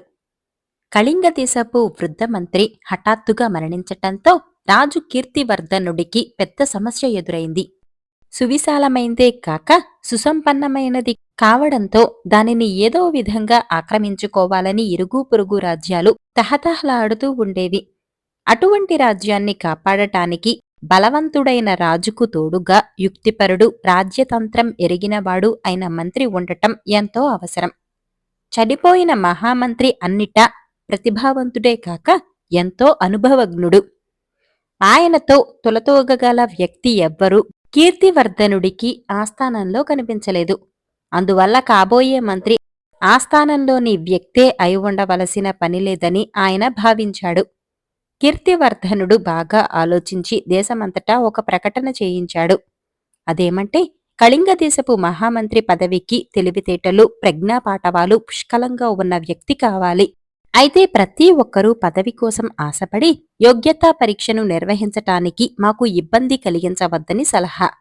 చూడగానే ఇతడే మహామంత్రి అయి ఉంటాడని అనిపించేంత తేజస్సు, కళ ముఖంలో బుట్టిపడే వ్యక్తులు మాత్రమే యోగ్యతా పరీక్షకు రావలసి ఉంటుంది. మహామంత్రి కానున్న వ్యక్తికి తెలివితేటలు, మంచి ప్రజ్ఞాపాటవాలు ఉండటం అవసరమే. కాని ముఖంలో కళ, తేజస్సు ఉండాలన్న నిబంధన చాలామంది పౌరులకు నచ్చలేదు. అయితే అది తప్పని రాజుకు చెప్పే ధైర్యం, చొరవ రాజ్యంలో ఎవరికీ లేకపోయింది. కళింగదేశంలోని ప్రతిభావంతులకు కొదవేమీ లేదు. కాని రాజుగారు ఆశించిన కళ, తేజస్సు తమ ముఖంలో లేకపోవటంతో చాలామంది ప్రతిభావంతులు మంత్రి పదవి కోసం ఆయనను దర్శించటానికి వెనకాడారు. తమ ముఖంలో రాజుగారు చెప్పిన లక్షణాలు ఉన్నాయనుకున్న వాళ్లు ఆయన దర్శనం చేసుకున్నారు. కాని ఆయన అంచనా మేరకు వాళ్లలో తెలివితేటలు లేకపోవటంతో ఇంటిదారి పట్టారు. ఆ దేశంలోని రాజధాని నగరంలో నివసించే శ్రీధరుడు చురుకైనవాడు, మంచి తెలివితేటలు కలవాడు. శాస్త్రాలను కాచి వడపోయటమే కాకుండా రాజ్యపాలనా విధానం గురించి మంచి అవగాహన అతడికి ఉండేది. రాజుగారు నిర్వహించే యోగ్యతా పరీక్షలో విజయం సాధించగలనన్న నమ్మకం అతడికి ఉన్నది. కాని వచ్చిన చిక్కల్లా అతడికి అందమైన ముఖం లేకపోవటం, అతడి ఒంటి ఛాయ కారు నలుపు, పైగా ముఖం నిండా మసూచి సోకిన గుర్తులు. ఏది ఏమైనా మంత్రి పదవి కోసం ప్రయత్నం చేయాలనుకున్నాడు శ్రీధరుడు. అందుకొక పథకం ఆలోచించి రాజుగారు ఉదయం ఉద్యానంలో తిరిగే వేళ్లకక్కడికి వెళ్లాడు. ఆ సమయంలో ద్వారం దగ్గర ఉండే కాపలాభటుడు దూరంగా మరెవరితోనో మాట్లాడుతున్నాడు. శ్రీధరుడు వాడు చూడకుండా ఉద్యానంలో ప్రవేశించాడు. రాజుగారు తలమీద కిరీటం, ఒంటిమీద నగలు, ఖరీదైన దుస్తులు లేకుండా తోటలో పచార్లు చేస్తున్నాడు. శ్రీధరుడు ఆయన దగ్గరకు వెళ్లకుండా తోటలో ఒక మూల చెట్లకు నీళ్లు పోస్తున్న తోటమాలి దగ్గరకు వెళ్లి, మహారాజా, నా తల్లిదండ్రులు మరణించటంతో ఏ ఉద్యోగమూ లేని నాకు పొట్ట గడవటం కష్టంగా ఉంది. దయతో ఏదైనా ఉద్యోగం ఇప్పించండి అంటూ ప్రాధేయపడసాగాడు. ఇది చూసిన రాజు శ్రీధరుడి దగ్గరకు చరచరా వచ్చి, ఏ దేశన్నిది అని అడిగాడు కోపంగా. ఈ కళింగదేశమే అని జవాబిచ్చాడు శ్రీధరుడు. ఇదే దేశంలో ఉంటూ ఈ దేశానికి రాజెవరో కూడా తెలియదా నీకు? ఈ దేశానికి రాజును నేను. నువ్వు ప్రాధేయపడుతున్నది నా తోటమాలిని తెలుసా అన్నాడు రాజు. శ్రీధరుడు రాజుకు తల వంచి నమస్కరించి, క్షమించండి మహారాజా, నేనీనాటి వరకు తమరిని చూసి ఉండకపోవటంతో ఈ పొరపాటు జరిగింది. తలమీద కిరీటం, ఒంటిమీద నగలు లేకపోవటంతో తమరిని రాజుగా పోల్చుకోలేకపోయాను. ఎత్తు, లావు, అందుకు తగ్గ శరీరదారుఢ్యం, మెలితిరిగిన మీసం, కాంతివంతమైన కళ్ళు ఉన్న ఈ తోటమాలిని చూసి రాజుగారనుకుని భ్రమపడ్డాను. అంతేకాని తమరిని అగౌరవపరచాలని నా ఉద్దేశం కాదు అన్నాడు. ఇది వింటూనే రాజుకు తను కొద్ది రోజులకు ముందు మంత్రి పదవి కోసం రాజ్యమంతటా చేయించిన ప్రకటన గుర్తుకొచ్చింది. బాధ్యతాయుతమైన మంత్రి పదవికి తెలివితేటలే తప్ప రూపురేఖలు కాదన్న వాస్తవాన్ని అర్థం చేసుకున్న రాజు నవ్వుతూ, నువ్వు మంత్రి పదవి కోసం నేను చేసిన ప్రకటనలోని లోపాన్ని చాలా చక్కగా ఎత్తిచూపావు. నీలాంటి బుద్ధిశాలికి ఏదో మామూలు ఉద్యోగం ఎందుకు? ఇప్పుడు రూపురేఖల నిబంధన వదిలివేశాను కనుక రేపు నేను నిర్వహించబోయే యోగ్యతా పరీక్షలో పాల్గొని ఆ మహామంత్రి పదవినే సొంతం చేసుకోగలవేమో ప్రయత్నించు అన్నాడు. మర్నాడు జరిగిన యోగ్యతా పరీక్షలలో విజయం సాధించిన శ్రీధరుడు మంత్రి పదవిని చేపట్టి రాజుకు చక్కని సలహాలు ఇస్తూ సమర్థుడైన మంత్రిగా పేరు తెచ్చుకున్నాడు. ప్రతాపుడి అహంకారం. రాసినవారు జొన్నలగడ్డ రామలక్ష్మిగారు. కృష్ణాపురం జమీందారు నరేంద్రుడు మంచివాడు, నెమ్మదస్తుడు. ఆయన జమీందారీలో వ్యవహారాలు చూడటానికి నలుగురు ప్రధానోద్యోగులు ఉన్నారు. ప్రతి ప్రధానోద్యోగి క్రింద 25 మంది చిన్న ఉద్యోగులున్నారు. ప్రధానోద్యోగులు కొంతమంది చిన్న ఉద్యోగుల చేత స్వంత పనులు మాత్రమే చేయిస్తున్నారని, జమీందారీ పనులు చాలా వరకు అందువల్ల వెనకబడిపోతున్నాయని ఆయనకు తెలిసింది. నరేంద్రుడు ముందీ విషయం నమ్మలేదు. ఆయన వాళ్ల మీద నిఘా వేసి అది నిజమేనని తెలుసుకున్నాడు. అప్పుడాయన తల్లితో ఈ విషయం చెప్పి ఆ నలుగురిని పనిలోంచి తీసేస్తానన్నాడు. నరేంద్రుడి తల్లి అందుకు ఒప్పుకోక, వాళ్ళు నలుగురు వయసులో నీకంటే పెద్దవారు, మన కుటుంబానికి నమ్మకస్తులు. వాళ్లు తప్పు చేసినా మీ నాన్న ఏమీ అనేవాడు కాదు. వాళ్ల మనసులు నొప్పించకుండా సరైన దారిలో పెట్టగలిగితే సరి, లేకుంటే ఊరుకో. ప్రధానోద్యోగులు మనకు నమ్మకంగా ఉంటే చాలు. వాళ్లు పని సరిగా చేయకపోతే ఇబ్బంది పడేది ప్రజలు. ప్రజల గురించి మరీ ఎక్కువ పట్టించుకోవటం మంచిది కాదని మీ నాన్న అనేవాడు అని హితబోధ చేసింది. జమీందారుకిది నచ్చలేదు. కాని తల్లి మాటను కాదనలేక ఆయన ప్రధానోద్యోగుల జోలికి వెళ్లలేదు. ఒకసారి మాత్రం వాళ్లను పిలిచి, జమీందారీ వ్యవహారాలు కుంటినడకన నడుస్తున్నాయి. మీ క్రింది అందరూ సక్రమంగా పనిచేస్తున్నారు కదా అని అడిగాడు. ఇందుకు వాళ్లు వినయంగా, అంతా సక్రమంగా పనిచేస్తున్నారు. కాని రోజురోజుకు జమీందారీ వ్యవహారాలు పెరుగుతున్నాయి. మరికొందరు ఉద్యోగులను నియమించాల్సి ఉంది అన్నారు. ఛత్రపురంలో నరేంద్రుడి బాబాయి ఉంటున్నాడు. ఆయన తనకున్న 100 ఎకరాల పొలాన్ని సమర్థవంతంగా సాగు చేయిస్తూ ఎంతో వైభవంగా జీవిస్తున్నాడు. ఆయన పేరు చతురుడు. పేరుకు తగ్గట్లే తన వద్దకు వచ్చిన వారందర్నీ చతురోక్తులతో నవ్విస్తుంటాడాయన. కొన్నాళ్లపాటు బాబాయి దగ్గరకు వెళితే తన మనస్సుకు ప్రశాంతత చేకూరుతుందని నరేంద్రుడు అనుకున్నాడు. చతురుడు నరేంద్రుడిని ప్రేమాభిమానాలతో ఆదరించి కుశల ప్రశ్నలు వేశాడు. జమీందారు తన ఇబ్బందుల గురించి చెప్పుకుని, నా సమస్యకు పరిష్కారమున్నట్లు తోచదు. జమీందారీని వదిలి నీలాగా ఎక్కడైనా 100 ఎకరాలు పొలం తీసుకుని సాగు చేసుకుంటే ఏ సమస్యలు లేకుండా సుఖంగా జీవించవచ్చునేమో అన్నాడు. దీనికి చతురుడు నవ్వి, 100 ఎకరాల భూమిని సాగు చేయటం సులభమేం కాదు. ఎలాంటి సమస్యనైనా పరిష్కరించి ఏ వ్యవహారాన్నైనా చక్కబెట్టగల ప్రతాపుడు నా కుమారుడు కాబట్టి అది సులభమైంది అన్నాడు. ఈ మాటలకు నరేంద్రుడు ఆశ్చర్యపడి, అయితే ప్రతాపుణ్ణి నాతో పంపించు. నా సమస్యను పరిష్కరించగలడేమో ప్రయత్నిస్తాను అన్నాడు. ప్రతాపుడు నీ సమస్యను పరిష్కరించగలడనే నా నమ్మకం. కాని నీతో పంపటం నాకిష్టం లేదు. ఎందుకంటే వాడి అహంకారం ఇంతా అంతా కాదు. ఈ 100 ఎకరాల పొలాన్ని చక్కగా సాగు చేయిస్తున్నందుకే వాడు కన్ను మిన్ను కానకుండా ఉన్నాడు. ఇప్పుడు నీ సమస్యను పరిష్కరించాడంటే వాడికిక పట్టడానికి పగ్గాలుండవు. ఏమైనా భరించగలను కాని అహంకారాన్ని భరించటం నా వల్ల కాదు. వాడిలోంచి అది పోగొట్టాలని ఎన్నో ప్రయత్నాలు చేశాను, ఫలించలేదు అన్నాడు చతురుడు. అప్పుడు నరేంద్రుడు నవ్వి, నీ సమస్య చిన్నది, నా సమస్య పెద్దది. ప్రతాపుడు నా సమస్య తీర్చితే నేను నీ సమస్య తీర్చగలను అన్నాడు. మొదటిది జరుగుతుంది, రెండోది జరగదనే నా నమ్మకం అంటూనే చతురుడు ప్రతాపుణ్ణి నరేంద్రుడితో పంపటానికి అంగీకరించాడు. తర్వాత ఆయన నరేంద్రుడితో, నీ సమస్యను తీర్చగలవారు ప్రపంచంలో లేరని ప్రతాపుడి గురించి అందరూ గొప్పగా చెబితే వినివచ్చానని చెప్పు. అప్పుడే వాడు నీతో వస్తాడు అన్నాడు. కనుచీకటి పడుతూ ఉండగా ప్రతాపుడు పొలం నుంచి వచ్చాడు. నరేంద్రుడు అతణ్ణి పలకరించి బాబాయి చెప్పిన విధంగా సాయం కోరాడు. ప్రతాపుడు ఉబ్బితబ్బిబ్బై నరేంద్రుడి సమస్య గురించి మరికొన్ని వివరాలు తెలుసుకొని, ఈ మాత్రం దానికి నేను మీతో రావాలా? ఒక ఉపాయం చెబుతాను. అమలు పరిచాక 2 నెలల్లో పూర్తి ఫలితం కనబడకపోతే నన్నడుగు అన్నాడు. నరేంద్రుడు ప్రతాపుడు చెప్పిన ఉపాయం విని కృష్ణాపురం చేరుకున్నాడు. ఆయన తన నలుగురు ప్రధానోద్యోగులను పిలిచి, మీరు మా తండ్రిగారి కాలం నుంచి దివాణంలో పనిచేస్తున్నారు.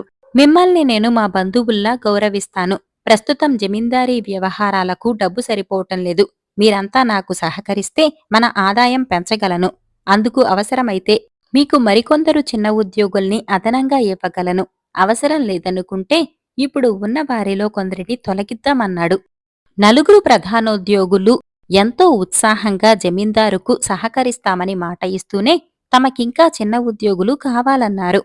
ఇందుకు నరేంద్రుడు, అయితే ఒక పని చేయండి. ప్రతి ఉద్యోగికి ఏమేం పని ఇస్తున్నారో కాగితం మీద రాయండి. తానేం చేశాడో ప్రతి ఉద్యోగి కాగితం మీద రాసి మీకివ్వాలి. ఆ విధంగా వాడు చేసిన పని ఖచ్చితంగా మీకు తెలుస్తుంది. వాడు వారానికి తగ్గ పని చేయలేదంటే మీరు హెచ్చరించవచ్చు. మీ మంచితనాన్ని చిన్న ఉద్యోగులు దుర్వినియోగం చేయకుండా ఇందువల్ల వీలవుతుంది అన్నాడు. నలుగురు ప్రధానోద్యోగులు ఇందుకు ఉత్సాహంగా ఒప్పుకున్నారు. అప్పుడు నరేంద్రుడు, మరొక్క మాట, మీ మంచితనాన్ని చూసి పనివాళ్లు లోకువ కట్టవచ్చు. ఉద్యోగులు ఏం పని చేశారో మీకు తెలుస్తూనే ఉంది. వాళ్లు కాగితం మీద రాసిన పని నిజంగా చేసినట్టు మీరు ధృవీకరిస్తూ సంతకాలు పెడుతూ ఉండండి. ఆ విధంగా ఉద్యోగులకు మీరంటే భయం ఉంటుంది. కాగితం మీద సంతకం లేకపోతే వాళ్లు పనిచేసినట్టు కాదు అన్నాడు. ప్రధానోద్యోగుల ఉత్సాహం రెట్టింపయింది. నరేంద్రుడు కొంచెం ఆగి, మరొక సంగతి, ఎక్కువ పనిచేసిన వారికి ఎక్కువ జీతం, తక్కువ పనిచేసిన వారికి తక్కువ జీతం. తుది నిర్ణయం మీదే అన్నాడు. ప్రధానోద్యోగులు జమీందారు తెలివిని విపరీతంగా మెచ్చుకుని, మీరు ప్రవేశపెట్టిన ఈ సంస్కరణల వల్ల జమీందారీ ఎంతో వృద్ధి పొందుతుంది అన్నారు. అలా జరగాలనే నా కోరిక. కాని మీ వంటి మంచివారిని ఎవరైనా మోసగిస్తారు. కొందరు చిన్న ఉద్యోగులు మిమ్మల్ని మొహమాట పెట్టి తప్పుదారిలో నడిపిస్తారు. పనిచేయకుండా పనిచేశామని రాసి సంతకాలు పెట్టమంటారు. మీరు వాళ్ళు రోజూ ముఖం చూసుకోవాలి కాబట్టి మీకు ఇబ్బందిగా ఉంటుంది. అందుకే సంతకాలైనాక ఆ కాగితాలు నాకు పంపిస్తే నేను కూడా వాళ్ల పనులు చేస్తున్నారో లేదో పరీక్షిస్తాను. కాగితంలో రాసిన పని జరిగి ఉండకపోతే వాళ్లకు 3 శిక్షలు. 1 పనిచేయనందుకు, 2 తప్పుడు సమాచారమిచ్చినందుకు, 3 మిమ్మల్ని మొహమాట పెట్టినందుకు అన్నాడు నరేంద్రుడు. ప్రధానోద్యోగుల ముఖాలు మాడిపోయాయి కాని వాళ్లేమీ అనలేకపోయారు. అప్పుడు నరేంద్రుడు మళ్ళీ, ఉద్యోగులు తిన్నగా ఉండకపోతే వాళ్లను పనిలోంచి తీసేయవచ్చు. ఆ విషయాల్లో సర్వాధికారాలు మీవే. అయితే పని గురించి ఉద్యోగులిచ్చే సమాచారాన్ని బట్టే వాళ్ల విషయంలో నిర్ణయాలు తీసుకోవాలి అన్నాడు. దీనితో ప్రధానోద్యోగులకు అసలు విషయం అర్థమైంది. కొత్తవారిని పనిలోకి తీసుకోవాలన్నా, పాతవారిని పనిలోంచి తీసేయాలన్నా, బాగా పనిచేసేవారికి ఎక్కువ జీతం ఇవ్వాలన్నా అన్నింటికీ పనిని బట్టే లెక్క ఉంటుంది. ఆ పనిని లెక్కగట్టటానికి జమీందారు తిరుగులేని పద్ధతి ఎన్నుకున్నాడు. ఇంతకాలం అలాంటి పద్ధతి లేక తమ ఆటలు సాగాయి. ఇక సాగవు. 1 రోజులు గడిచేసరికి అప్పటికే పనిలో ఉన్నవారే ఎప్పుడూ చేయనన్ని ఎక్కువ పనులు చేశారు. ప్రధానోద్యోగులు తమ స్వంత పనులకు వేరే ఏర్పాటు చేసుకున్నారు. ఎందుకంటే చిన్న ఉద్యోగులకు ప్రధానోద్యోగుల సిఫారసును బట్టి కాక పనిని బట్టి ప్రతిఫలం లభిస్తున్నది. అలాంటప్పుడు వాళ్లు వారి పనులెందుకు చేస్తారు? ఇది గమనించి నరేంద్రుడు ఎంతో సంతోషించి చక్రధరపురం వెళ్లి చతురుడిని కలుసుకుని, మన ప్రతాపుడు సామాన్యుడు కాదు. వాడిని నా వద్దకు పంపకూడదా? దివానుగా ఉండి నాకు సహాయపడతాడు అన్నాడు.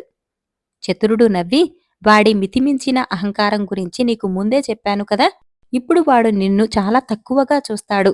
అది నువ్వు భరించలేవు అన్నాడు. నువ్వు చెప్పింది నాకు గుర్తుంది. వాడి అహంకారం తగ్గటానికి ఉపాయం ఆలోచించాను. శబరీవనంలో ప్రద్యుమ్నుడనే యోగి ఉన్నాడు. ఆయన మహాజ్ఞాని. మన ప్రతాపుడే కాదు, ఈ ప్రపంచంలోని ఏ మేధావి కూడా ఆయన కాలిగోటికి పోలడు. ఆయన ఎవరితోటి ఒక్క మాట కూడా మాట్లాడాడు. తన వద్దకు ఎవరూ రాకుండా రక్షణ కల్పించమని ఆయన నన్ను కోరాడు. మన ప్రతాపుడు ఆయనతో వారం రోజులు గడిపాడంటే వాడి జ్ఞానం పెంపొందుతుంది, అహంకారం నశిస్తుంది అన్నాడు నరేంద్రుడు. సరే, ఆ ప్రద్యుమ్నుణ్ణి కలుసుకునేందుకు ప్రతాపుణ్ణి ఒప్పించే భారం నీది. వాడిలో మార్పు వస్తే నాకెంతో సంతోషం అన్నాడు చతురుడు. రాత్రి ప్రతాపుడు పొలం నుంచి రాగానే నరేంద్రుడు అతడికి ప్రద్యుమ్నుణ్ణి గురించి చెప్పి, యోగి అన్నవాడు తన జ్ఞానాన్ని 10 మందికి పంచిపెట్టాలి తప్ప అహంకరించి ప్రద్యుమ్నుడిలా ఉండకూడదు. నేను నీకాయనను కలుసుకునే అవకాశం ఇస్తున్నాను. నీవాయన జ్ఞానం 10 మందికి ఉపయోగపడేలా చేయాలి. అది నీకు తప్ప మరెవరికీ సాధ్యం కాదు అన్నాడు. ఆ మర్నాడు ప్రతాపుడు ప్రద్యుమ్నుణ్ణి కలుసుకున్నాడు. ఆయనకు హితబోధ చేశాడు. ఆయన అంతా విని, నాకు చెప్పటానికి నీకేం తెలుసు? నేను చదివిన శాస్త్రాలు ఒక్కొక్కటిగా చెబుతాను. విని నాకు సలహా ఇచ్చే యోగ్యత నీకున్నదో లేదో తెలుసుకో అంటూ 4 రోజుల పాటు ప్రతాపుడికి రకరకాల శాస్త్రాలు వివరించాడు. అన్ని రకాల శాస్త్రాలుంటాయని ప్రతాపుడికి తెలియదు. అతడు ముందు ఆశ్చర్యపోయినా తర్వాత నెమ్మదిగా తేరుకొని, మీకెన్ని శాస్త్రాలు తెలిసినా సామాన్యుడికి అర్థమయ్యేలా చెప్పటం రాదు. నాకు మీ అంత శాస్త్రజ్ఞానం లేదు. కాని సామాన్యుడికి పనికొచ్చేలాగా ఎన్నో మేలు చేసే ఉపాయాలు చెప్పగలను అని తను చేసినవన్నీ ఏకరువు పెట్టాడు. అందులో నరేంద్రుడికి చెప్పిన ఉపాయం కూడా ఉంది. ప్రద్యుమ్నుడంతా విని, నీ ముఖంలో తేజస్సు చూసే నువ్వు గొప్పవాడివని గ్రహించాను. నువ్వు మాట్లాడాక పూర్తిగా నిన్నర్థం చేసుకున్నాను. ప్రపంచానికి కావలసింది నీవంటి వాళ్లే, నా వంటి వాళ్ళు కాదు. నువ్వు ప్రజలకు మధ్య ఉండగా నా తెలివి వెలవెలబోతుంది. అందువల్ల నేను ఈ ఆశ్రమంలోనే ఉంటాను. నువ్వు ప్రజలకు మధ్య ఉండి ఎప్పటిలాగే మంచి పనులు చేస్తూ ఉండు అన్నాడు. ప్రతాపుడు అక్కడ్నుంచి తిరిగి వచ్చి జరిగింది తండ్రికి నరేంద్రుడికి కూడా చెప్పాడు. ప్రద్యుమ్నుడంతటి వాడిచేత నీ అంతటి వాడు లేడనిపించుకున్నాక అతడి అహంకారానికి పట్టపగ్గాలుండవని వాళ్ళిద్దరూ భయపడ్డారు. కాని ఆనాటి నుంచి ప్రతాపుడు తనను గురించి గొప్పలు చెప్పుకోటం మానేశాడు. అడిగిన వారికి మంచి మంచి సలహాలిస్తూనే ప్రతాపుడంతటి వినయశీలుడు లేడని పేరు తెచ్చుకున్నాడు. ప్రతాపుడి తండ్రి ఒక్కడే కొడుకులోని మార్పుకు కారణం గ్రహించాడు. అదేంటంటే ప్రద్యుమ్నుడు మహాజ్ఞాని అనటంలో సందేహం లేదు. అంతటి జ్ఞాని ప్రతాపుడిని పొగిడి తను ప్రజల మధ్యకు రాకుండా తప్పించుకున్నాడు. ప్రజలకు సలహాలిచ్చి పేరు తెచ్చుకోవాలన్న తాపత్రయం జ్ఞానులకు ఉండదు. ఆ విషయం ప్రతాపుడికి అర్థమై తను జ్ఞాని కాదని గ్రహించాడు. అనుకున్నది సాధించటం ప్రతాపుడి అలవాటు. ప్రద్యుమ్నుణ్ణి ప్రజల మధ్యకు తేగలనని అతడు అనుకున్నాడు. కాని అది సాధ్యపడలేదు. తనకంటే తెలివైన వారి దగ్గర తన తెలివి రాణించదని అప్పటికి అతడికి అర్థమైంది. ప్రద్యుమ్నుడు అతడికి లేని తెలివిని పొగిడి ఆ వినయంతోనే అతనిని ఓడించాడు. ఎదుటివాడిని ఆ వినయంతో కాక వినయంతోనే ఓడించి లొంగదీసుకోవచ్చునన్న కొత్త విషయాన్ని ప్రతాపుడు తెలుసుకున్నాడు. అది తెలిసాక అతడిక అహంకారిగా ఉండలేడు. పిశాచికి పురుడు. రాసినవారు పి. రామానందం గారు. చాలా కాలం క్రితం ఒక దూరదేశంలో ఒక కుగ్రామంలో ఒక పేదరాలుండేది. ఆమె బుట్టలల్లి వాటిమీద వచ్చిన ఆదాయంతో అతి బీదగా బతికేది. ఒకనాడామె నీళ్లు తేవటానికి బిందె తీసుకుని పోతూ ఉండగా పొదల మధ్యగా ఉన్న దారికి అడ్డంగా ఒక పెద్ద గోదురు కప్ప కనిపించింది. ఆమె వేళాకోళానికి ఆ కప్పతో, నువ్వీసారి కనేటప్పుడు వచ్చి పురుడు పోస్తాను కాని దారికి అడ్డం తొలుగు తల్లి అన్నది. ఆమె అలా అనగానే గోదురు కప్ప పొదల్లోకి వెళ్లిపోయి దారి ఇచ్చింది. కొంతకాలం గడిచింది. ఒకనాడు ఆ పేదరాలు సాయంకాలం పూట రాట్నం పైకి తీసి నూలు వడుక్కుంటూ ఉండగా ఒక మనిషి ఆమె ఇంట్లోకి తిన్నగా వచ్చేసి, ఇదిగో నా భార్యకు త్వరలోనే ప్రసవం రాబోతున్నది. నువ్వు మంత్రసానితనం చేస్తానని మాట ఇచ్చావు కనుక వచ్చి కాన్పు చేయించు. నీ కష్టం ఉంచుకోనులే అన్నాడు. పేదరాలు నిర్ఘాంతపోయి, నేనేమిటి మంత్రసానితనం చేయటమేమిటి? నేను అలాంటి పని ఏనాడూ చేయలేదు. నాకు చేతకాను కూడా కాదు అన్నది. అలాంటి దానివి మాట ఎందుకిచ్చావు? చేస్తానన్నాక చెయ్యక ఎలా తప్పుతుంది అన్నాడా మనిషి. నేనలా ఎవరికీ మాట ఇయ్యలేదే అన్నదామె. ఒకనాడు ఒక గోదురు కప్పకు మాట ఇచ్చావు, జ్ఞాపకం తెచ్చుకో. ఆ గోదురు కప్ప నా భార్య. నేను కామినీ పిశాచాల రాజును. పురుడు పోసినందుకు తగిన ప్రతిఫలమిస్తాను అన్నాడా మనిషి. పేదరాలు కంగారు పడిపోయింది. ఆమె ఆ మనిషితో, నీ భార్యకు నొప్పులారంభమైతే కబురు చెయ్యి, నేను వచ్చి నాకు చేతనైన సహాయం చేస్తాను అన్నది. ఆ మనిషి వెళ్ళిపోయాడు. 2-3 రోజులు అవతల అర్ధరాత్రి వేళ అతనే వచ్చి, నా భార్యకు నొప్పులు వస్తున్నాయి, నా వెంటరా అని ఆమెను పిలిచాడు. ఇద్దరూ కలిసి బయలుదేరారు. కొంతసేపు గడిచాక ఇద్దరూ ఒక దివ్యమైన భవనంలో ప్రవేశించారు. ఇంట్లో ప్రవేశిస్తూనే ఆ మనిషి ఒకచోట రెడ్డిగం వేసుకు కూర్చున్నాడు. భర్త అలా కాళ్లు మెలికవేసి కూర్చుంటే భార్యకు ప్రసవం రాదు. అంచేత పేదరాలు అతనికి ఏవేవో పనులు కల్పించ యత్నించింది. కాని ఆ మనిషి రాయిలాగా కదిలాడు కాడు. అవతల అతని భార్యకు పెద్ద పెద్ద నొప్పులు వస్తున్నాయి కాని ఆమె కనలేకుండా ఉన్నది.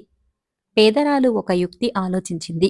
ఆమె చప్పున అతని వద్దకు వచ్చి, నీ భార్య ప్రసవించింది అన్నది. భర్త అమితాశ్చర్యంతో ఎలాగన్నది అంటూ లేచాడు. వెంటనే అతని భార్య ప్రసవించింది. పేదరాలు బిడ్డకు బొడ్డు కోసి స్నానం చేయించి, నేను వచ్చిన పని అయిపోయింది, వెళ్ళి వస్తాను అన్నది.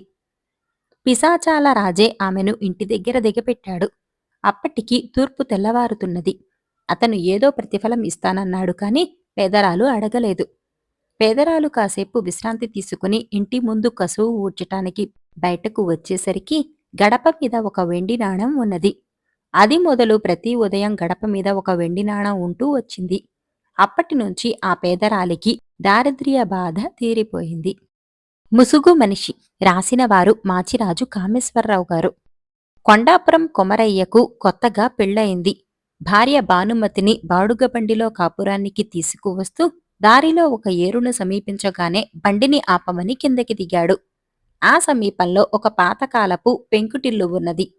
ఇంటి చుట్టూ ఉన్న కూరగాయల తోటలో తిరుగుతూ కోసిన కాయలను ఒక బుట్టలో వేస్తున్నారు ఇద్దరు మరుగుజ్జు దంపతులు. వాళ్లను చూసి కొమరయ్య తనలో తాను నవ్వుకుంటూ బండి ఎక్కటం చూసి భానుమతి, పాపం ఆ మరుగుజ్జుని చూసి నవ్వుతున్నారా అని అడిగింది. 4 నెలల క్రితం జరిగిన ఒక సంగతి గుర్తుకు వచ్చి అలా నవ్వాను. అదేంటో చెప్పమన్నావా అని అడిగాడు కొమరయ్య. చెప్పండి, ప్రయాణంలో కాలక్షేపంగా ఉంటుంది అన్నది భానుమతి. కొమరయ్య చెప్పటం ప్రారంభించాడు. 4 నెలల క్రితం అతడు ఇదే దారిన వస్తూ ఉండగా ఏటికి ఉధృతంగా వరద వచ్చింది. బండివాడు మాట్లాడుకున్న దాంట్లో సగం బాడుగ డబ్బు తీసుకుని వెళ్ళిపోయాడు. ఆసరికి చీకటిపడి వర్షం కూడా ఆరంభమైంది. కొమరయ్య దాపుల కనిపించిన పెంకుటింటికి వెళ్లి తలుపు తట్టాడు. ఒక మరుగుజ్జు స్త్రీ తలుపు తీసి, ఎవరు బాబూ, ఏం కావాలి అని అడిగింది. ఏరు పొంగటంతో ఇక్కడ చిక్కుపడ్డాను. ఈ రాత్రికి మీ ఇంట్లో కాస్త తలదాచుకొనిస్తారా అని అడిగాడు కోమరయ్య. దానికేం భాగ్యం బాబూ అంటూ పక్క గదిలోంచి బయటకు వచ్చాడు ఆ ఇంటి యజమాని. అతడు మరుగుజ్జే. కొంత పొద్దుపోయాక మరుగుజ్జు దంపతులు బలవంతం చేసిన మీదట కొమరయ్య వాళ్లతో పాటు భోజనం చేశాడు. మాటల మధ్యలో మరుగుజ్జు భార్య, మా తమ్ముడు తమ్మిరాజు సాయంత్రానికల్లా వస్తానన్నాడు. ఎంత పొద్దుపోయినా రాలేదు, ఎందువల్లనో అంటూ కొన్ని రొట్టెలు, కూర ఒక పాత్రలో పెట్టి వంటింట్లో దాచింది. ముందు గదిలో కొమరయ్యకు మంచం వేసి లోపలి గదిలో పడుకున్నారు మరుగుజ్జు దంపతులు. కొంతసేపటికి అతడికి నిద్రపడుతూ ఉండక వీధి తలుపు చప్పుడయింది. ఎవరు అంటూ లేచి కూర్చున్నాడు కొమరయ్య. నేను తమ్మిరాజును అన్నాడు తలుపు తట్టిన మనిషి. కొమరయ్య వెళ్లి తలుపు తీస్తూనే అదిరిపడ్డాడు. ఎదురుగా తళతళా మెరుస్తున్న కత్తితో ఒక ముసుగు దొంగ. ఇంతలో ఎవరు, మా తమ్ముడు కాని వచ్చాడా అంటూ అక్కడికి వచ్చిన మరుగుజ్జు భార్య ముసుగు దొంగను చూస్తూనే కెవ్వుమన్నది. ముసుగు దొంగ చప్పున కత్తిని మరుగుజ్జు భార్య కంఠంకేసి గురిచూసి తన మీదకి తూకబోతున్న కొమరయ్యతో, నువ్వు అడుగు ముందుకు వేశావో ఈ పొట్టిదాని పీక తెగిపోతుంది, జాగ్రత్త అన్నాడు కర్కశంగా. తర్వాత ఆమెను అడ్డుపెట్టుకుని దొంగ మరుగుజ్జు భర్త ద్వారా పెట్టెలోని నగలు, డబ్బు మూట కట్టించాడు. కొమరయ్య చేతి ఉంగరంతో పాటు జేబులోని డబ్బు కూడా తీసుకుని దొంగ వీధి తలుపుకు బయటనుంచి గడియపెట్టి పారిపోయాడు. మరుగుజ్జు దంపతుల నగలు, డబ్బు పోవటం చూసి కొమరయ్య మనసు విలవిలలాడిపోయింది. తను తొందరపడి తలుపు తెరిచి ఉండకపోతే మరుగుజ్జు దంపతులకు ఇంత ధన నష్టం జరిగి ఉండేది కాదు. కొమరయ్య మరుగుజ్జు దంపతులకు క్షమాపణ చెప్పబోతుంటే మరుగుజ్జు భర్త అడ్డుపడి, నీకు చేతులెత్తి మొక్కాలి బాబూ, దొంగ కత్తితో నా భార్యను బెదిరిస్తూ ఉండగా నువ్వు తొందరపడి వాడి మీదికి పోయి ఉంటే వాడు నా భార్యను చంపేసి ఉండేవాడు అన్నాడు కొమరయ్య చేతులు పట్టుకుని. మర్నాడు తెల్లవారుతూనే కొమరయ్య ఇంటికి వచ్చేశాడు. కాని అతడికి మనశ్శాంతి లేకుండా పోయింది. అతడు తల్లికి జరిగిందంతా చెప్పాడు. ఆమె చాలా బాధపడి, నీ కారణంగానే ఆ మరుగుజ్జు దంపతులకు ధన నష్టం జరిగిన మాట నిజం. 1000 రూపాయలు తీసుకుపోయి వాళ్లకిచ్చిరా అంటూ కొమరయ్యకు డబ్బిచ్చింది. ఆ డబ్బు తీసుకుని సంతోషంగా బయలుదేరాడు కొమరయ్య. ఏటిలో వరద పూర్తిగా తగ్గిపోవటంతో అతడు చీకటి పడుతూ ఉండగా పడవలో ఏరు దాటి అవతలి ఒడ్డుకు చేరాడు. అయితే అతడు మరుగుజ్జు దంపతుల ఇంటిని సమీపిస్తూనే ఆశ్చర్యపోయాడు. ఇంటి బయట ఆనాటి ముసుగు దొంగ తచ్చాడుతున్నాడు. ఒక చెట్టుచాటు నుంచి కొమరయ్య వాణ్ణి గమనించసాగాడు. ఇంతలో పెరటివైపు నుంచి మరుగుజ్జు భార్య బయటకు వచ్చింది.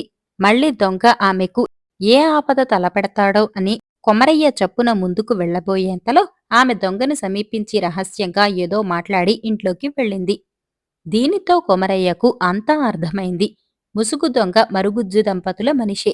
ముగ్గురూ కలిసి తెలివిగా నాటకం ఆడి అమాయకులైన బాటసారులను దోచుకుంటున్నారన్నమాట. కొమరయ్య క్షణం ఆలస్యం చేయకుండా తలుపు తడుతున్న ముసుగు మనిషిని సమీపించి పిడికిలితో వాడి మెడమీద బలంగా కుట్టాడు. వాడు కిక్కురు మనకుండా కింద పడిపోగానే వాడి ముసుగు వేసుకుని కత్తిని చేతిలో పట్టుకుని తలుపు తడుతూ, "తలుపు తెరవండి, తమ్మిరాజును" అన్నాడు. విలువైన దుస్తులు ధరించిన ఒక 60 ఏళ్ల బక్కపలచని మనిషి తలుపు తెరుస్తూనే, "తమ్మిరాజువా, మీ అక్కయ్య నీకోసం ఎదురుచూస్తున్నది" అంటూ కొమరయ్యను చూసి గజగజలాడుతూ గోడవారగా కుప్పకూలిపోయాడు.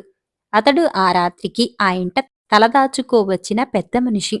ఇదేమీ తెలియని మరుగుజ్జు భార్య పక్క గదిలోంచి బయటకు వస్తూ, "మా తమ్ముడు తమ్మిరాజు వచ్చాడా?" అని కొమరయ్యను చూసి కెవ్వుమని అరిచింది. కొమరయ్య కత్తిని ఆమె మెడమీద ఆనిచి, "ఏది, సమయానికి మీ ఆయన ఇంట్లో ఉన్నట్టులేదే" అంటూ మరుగుజ్జు భార్య చేత ఇంట్లో ఉన్న డబ్బు, నగలు మూట కట్టించాడు. తర్వాత ఆమెను గదిలోకి పంపి బయట గొళ్ళెం పెట్టాడు. ఆ తర్వాత అతడు తిరిగిగా కూర్చొని మరుగుజ్జు దంపతులకు ఒక లేఖ రాశాడు. "మీ బుద్ధులు మీ రూపాలకు తగినట్టుగానే ఉన్నాయి. లోకల్లో దొంగతనం అంత హేయమైన వృత్తి మరొకటి లేదు. ఒంటిమీది పచ్చబొట్టైనా చెరపగలం కాని ఒకసారి దొంగ అన్న ముద్ర పడితే చెరపటం అసాధ్యం. మోసంతో బాటసారులను దోపిడీ చేస్తున్నందుకు మిమ్మల్ని రక్షక భటులకు పట్టించవచ్చు. కాని మీ రూపాలు చూస్తే మీపై కోపం రావటం లేదు. మీకొక అవకాశం ఇస్తున్నాను. మీ ఇంటి చుట్టూ ఉన్న ఖాళీ స్థలంలో నడుం వంచి కష్టపడితే ఎన్నో రకాల కూరగాయలను పండించవచ్చు. ఆలోచించుకోండి. మీ ఇంట్లో దొరికిన దొంగ సొత్తును ఏ అనాథాశ్రమానికైనా విరాళంగా ఇస్తాను." ఈ లేఖ రాసి ఇంకా గోడవారగా మూర్ఛలో ఉన్న బక్కవాడి జేబులో పెట్టి కొమరయ్య తన ఊరుకు తిరిగి వచ్చాడు. ఇదంతా కొమరయ్య భార్యకు చెప్పి, ఇప్పుడు ఆ మరుగుజ్జు దంపతుల ఇంటి చుట్టూ ఉన్న కూరగాయ పాదులు, పూల మొక్కలు చూస్తే వాళ్ళు దొంగ బుద్ధులకు స్వస్తి పలికి గౌరవంగా జీవిస్తున్నారని తెలుస్తున్నది. ఇందుకే నేను తృప్తిగా నవ్వుకున్నాను అన్నాడు. "మీరు తెలివైన వాళ్లే కాక చాలా సాహసవంతులండి. ఈసారెప్పుడైనా ఇటు వచ్చినప్పుడు ఆ మరుగుజ్జు దంపతులను పలకరించి అభినందిద్దాం" అన్నది భానుమతి సంతోషంగా. రాజు నిద్ర రాసినవారు శ్రీరామ కమల్ గారు. సువర్ణదేశపు రాజుకు నిద్రలో ఒక కల వచ్చింది. ఆ కలలో ఆయనకు నలమహారాజు కనిపించి కొత్త రకం వంట చేసి పెట్టాడు. ఆ వంటకం రుచి అద్భుతంగా ఉంది. నలమహారాజు అది ఎలా చేశాడో రాజుకు గుర్తుంది. రాజు ఆ వంటకాన్ని తన వంటవాడి చేత చేయించాలి అనుకున్నాడు. మర్నాడాయన స్వయంగా వంటశాలకు వెళ్ళాడు. ఆ సమయానికి వంటవాడు పళ్ళెంలో ఏదో కొత్త రకం వంటకాన్నుంచి కొద్ది కొద్దిగా తీసుకొని తింటున్నాడు. ఆ సువాసన కలలో వంటిదే అని రాజుకు అనిపించి అదేమిటని వంటవాణ్ణి అడిగాడు. వంటవాడు రాజును చూసి తత్తరపడి, "ప్రభూ, ఇది తమరు తినదగ్గ వంటకం కాదు. ఇందులో పులుసు, కారం మరీ ఎక్కువగా ఉంటాయి. ఇది తిన్నవారికి ఒక పట్టాన నిద్ర పట్టదు. నాకిది ఎంతో ఇష్టం. తమకు విలువైన పదార్థాలతో వంట చేసి ఈ చౌకబారు వంటకంతో నేనెంతో తృప్తిపడుతూ ఉంటాను" అన్నాడు. అయితే రాజు ఊరుకోక వంటవాడు తన కోసం చేసుకున్న ఆ వంటకాన్ని కొంత తను తిన్నాడు.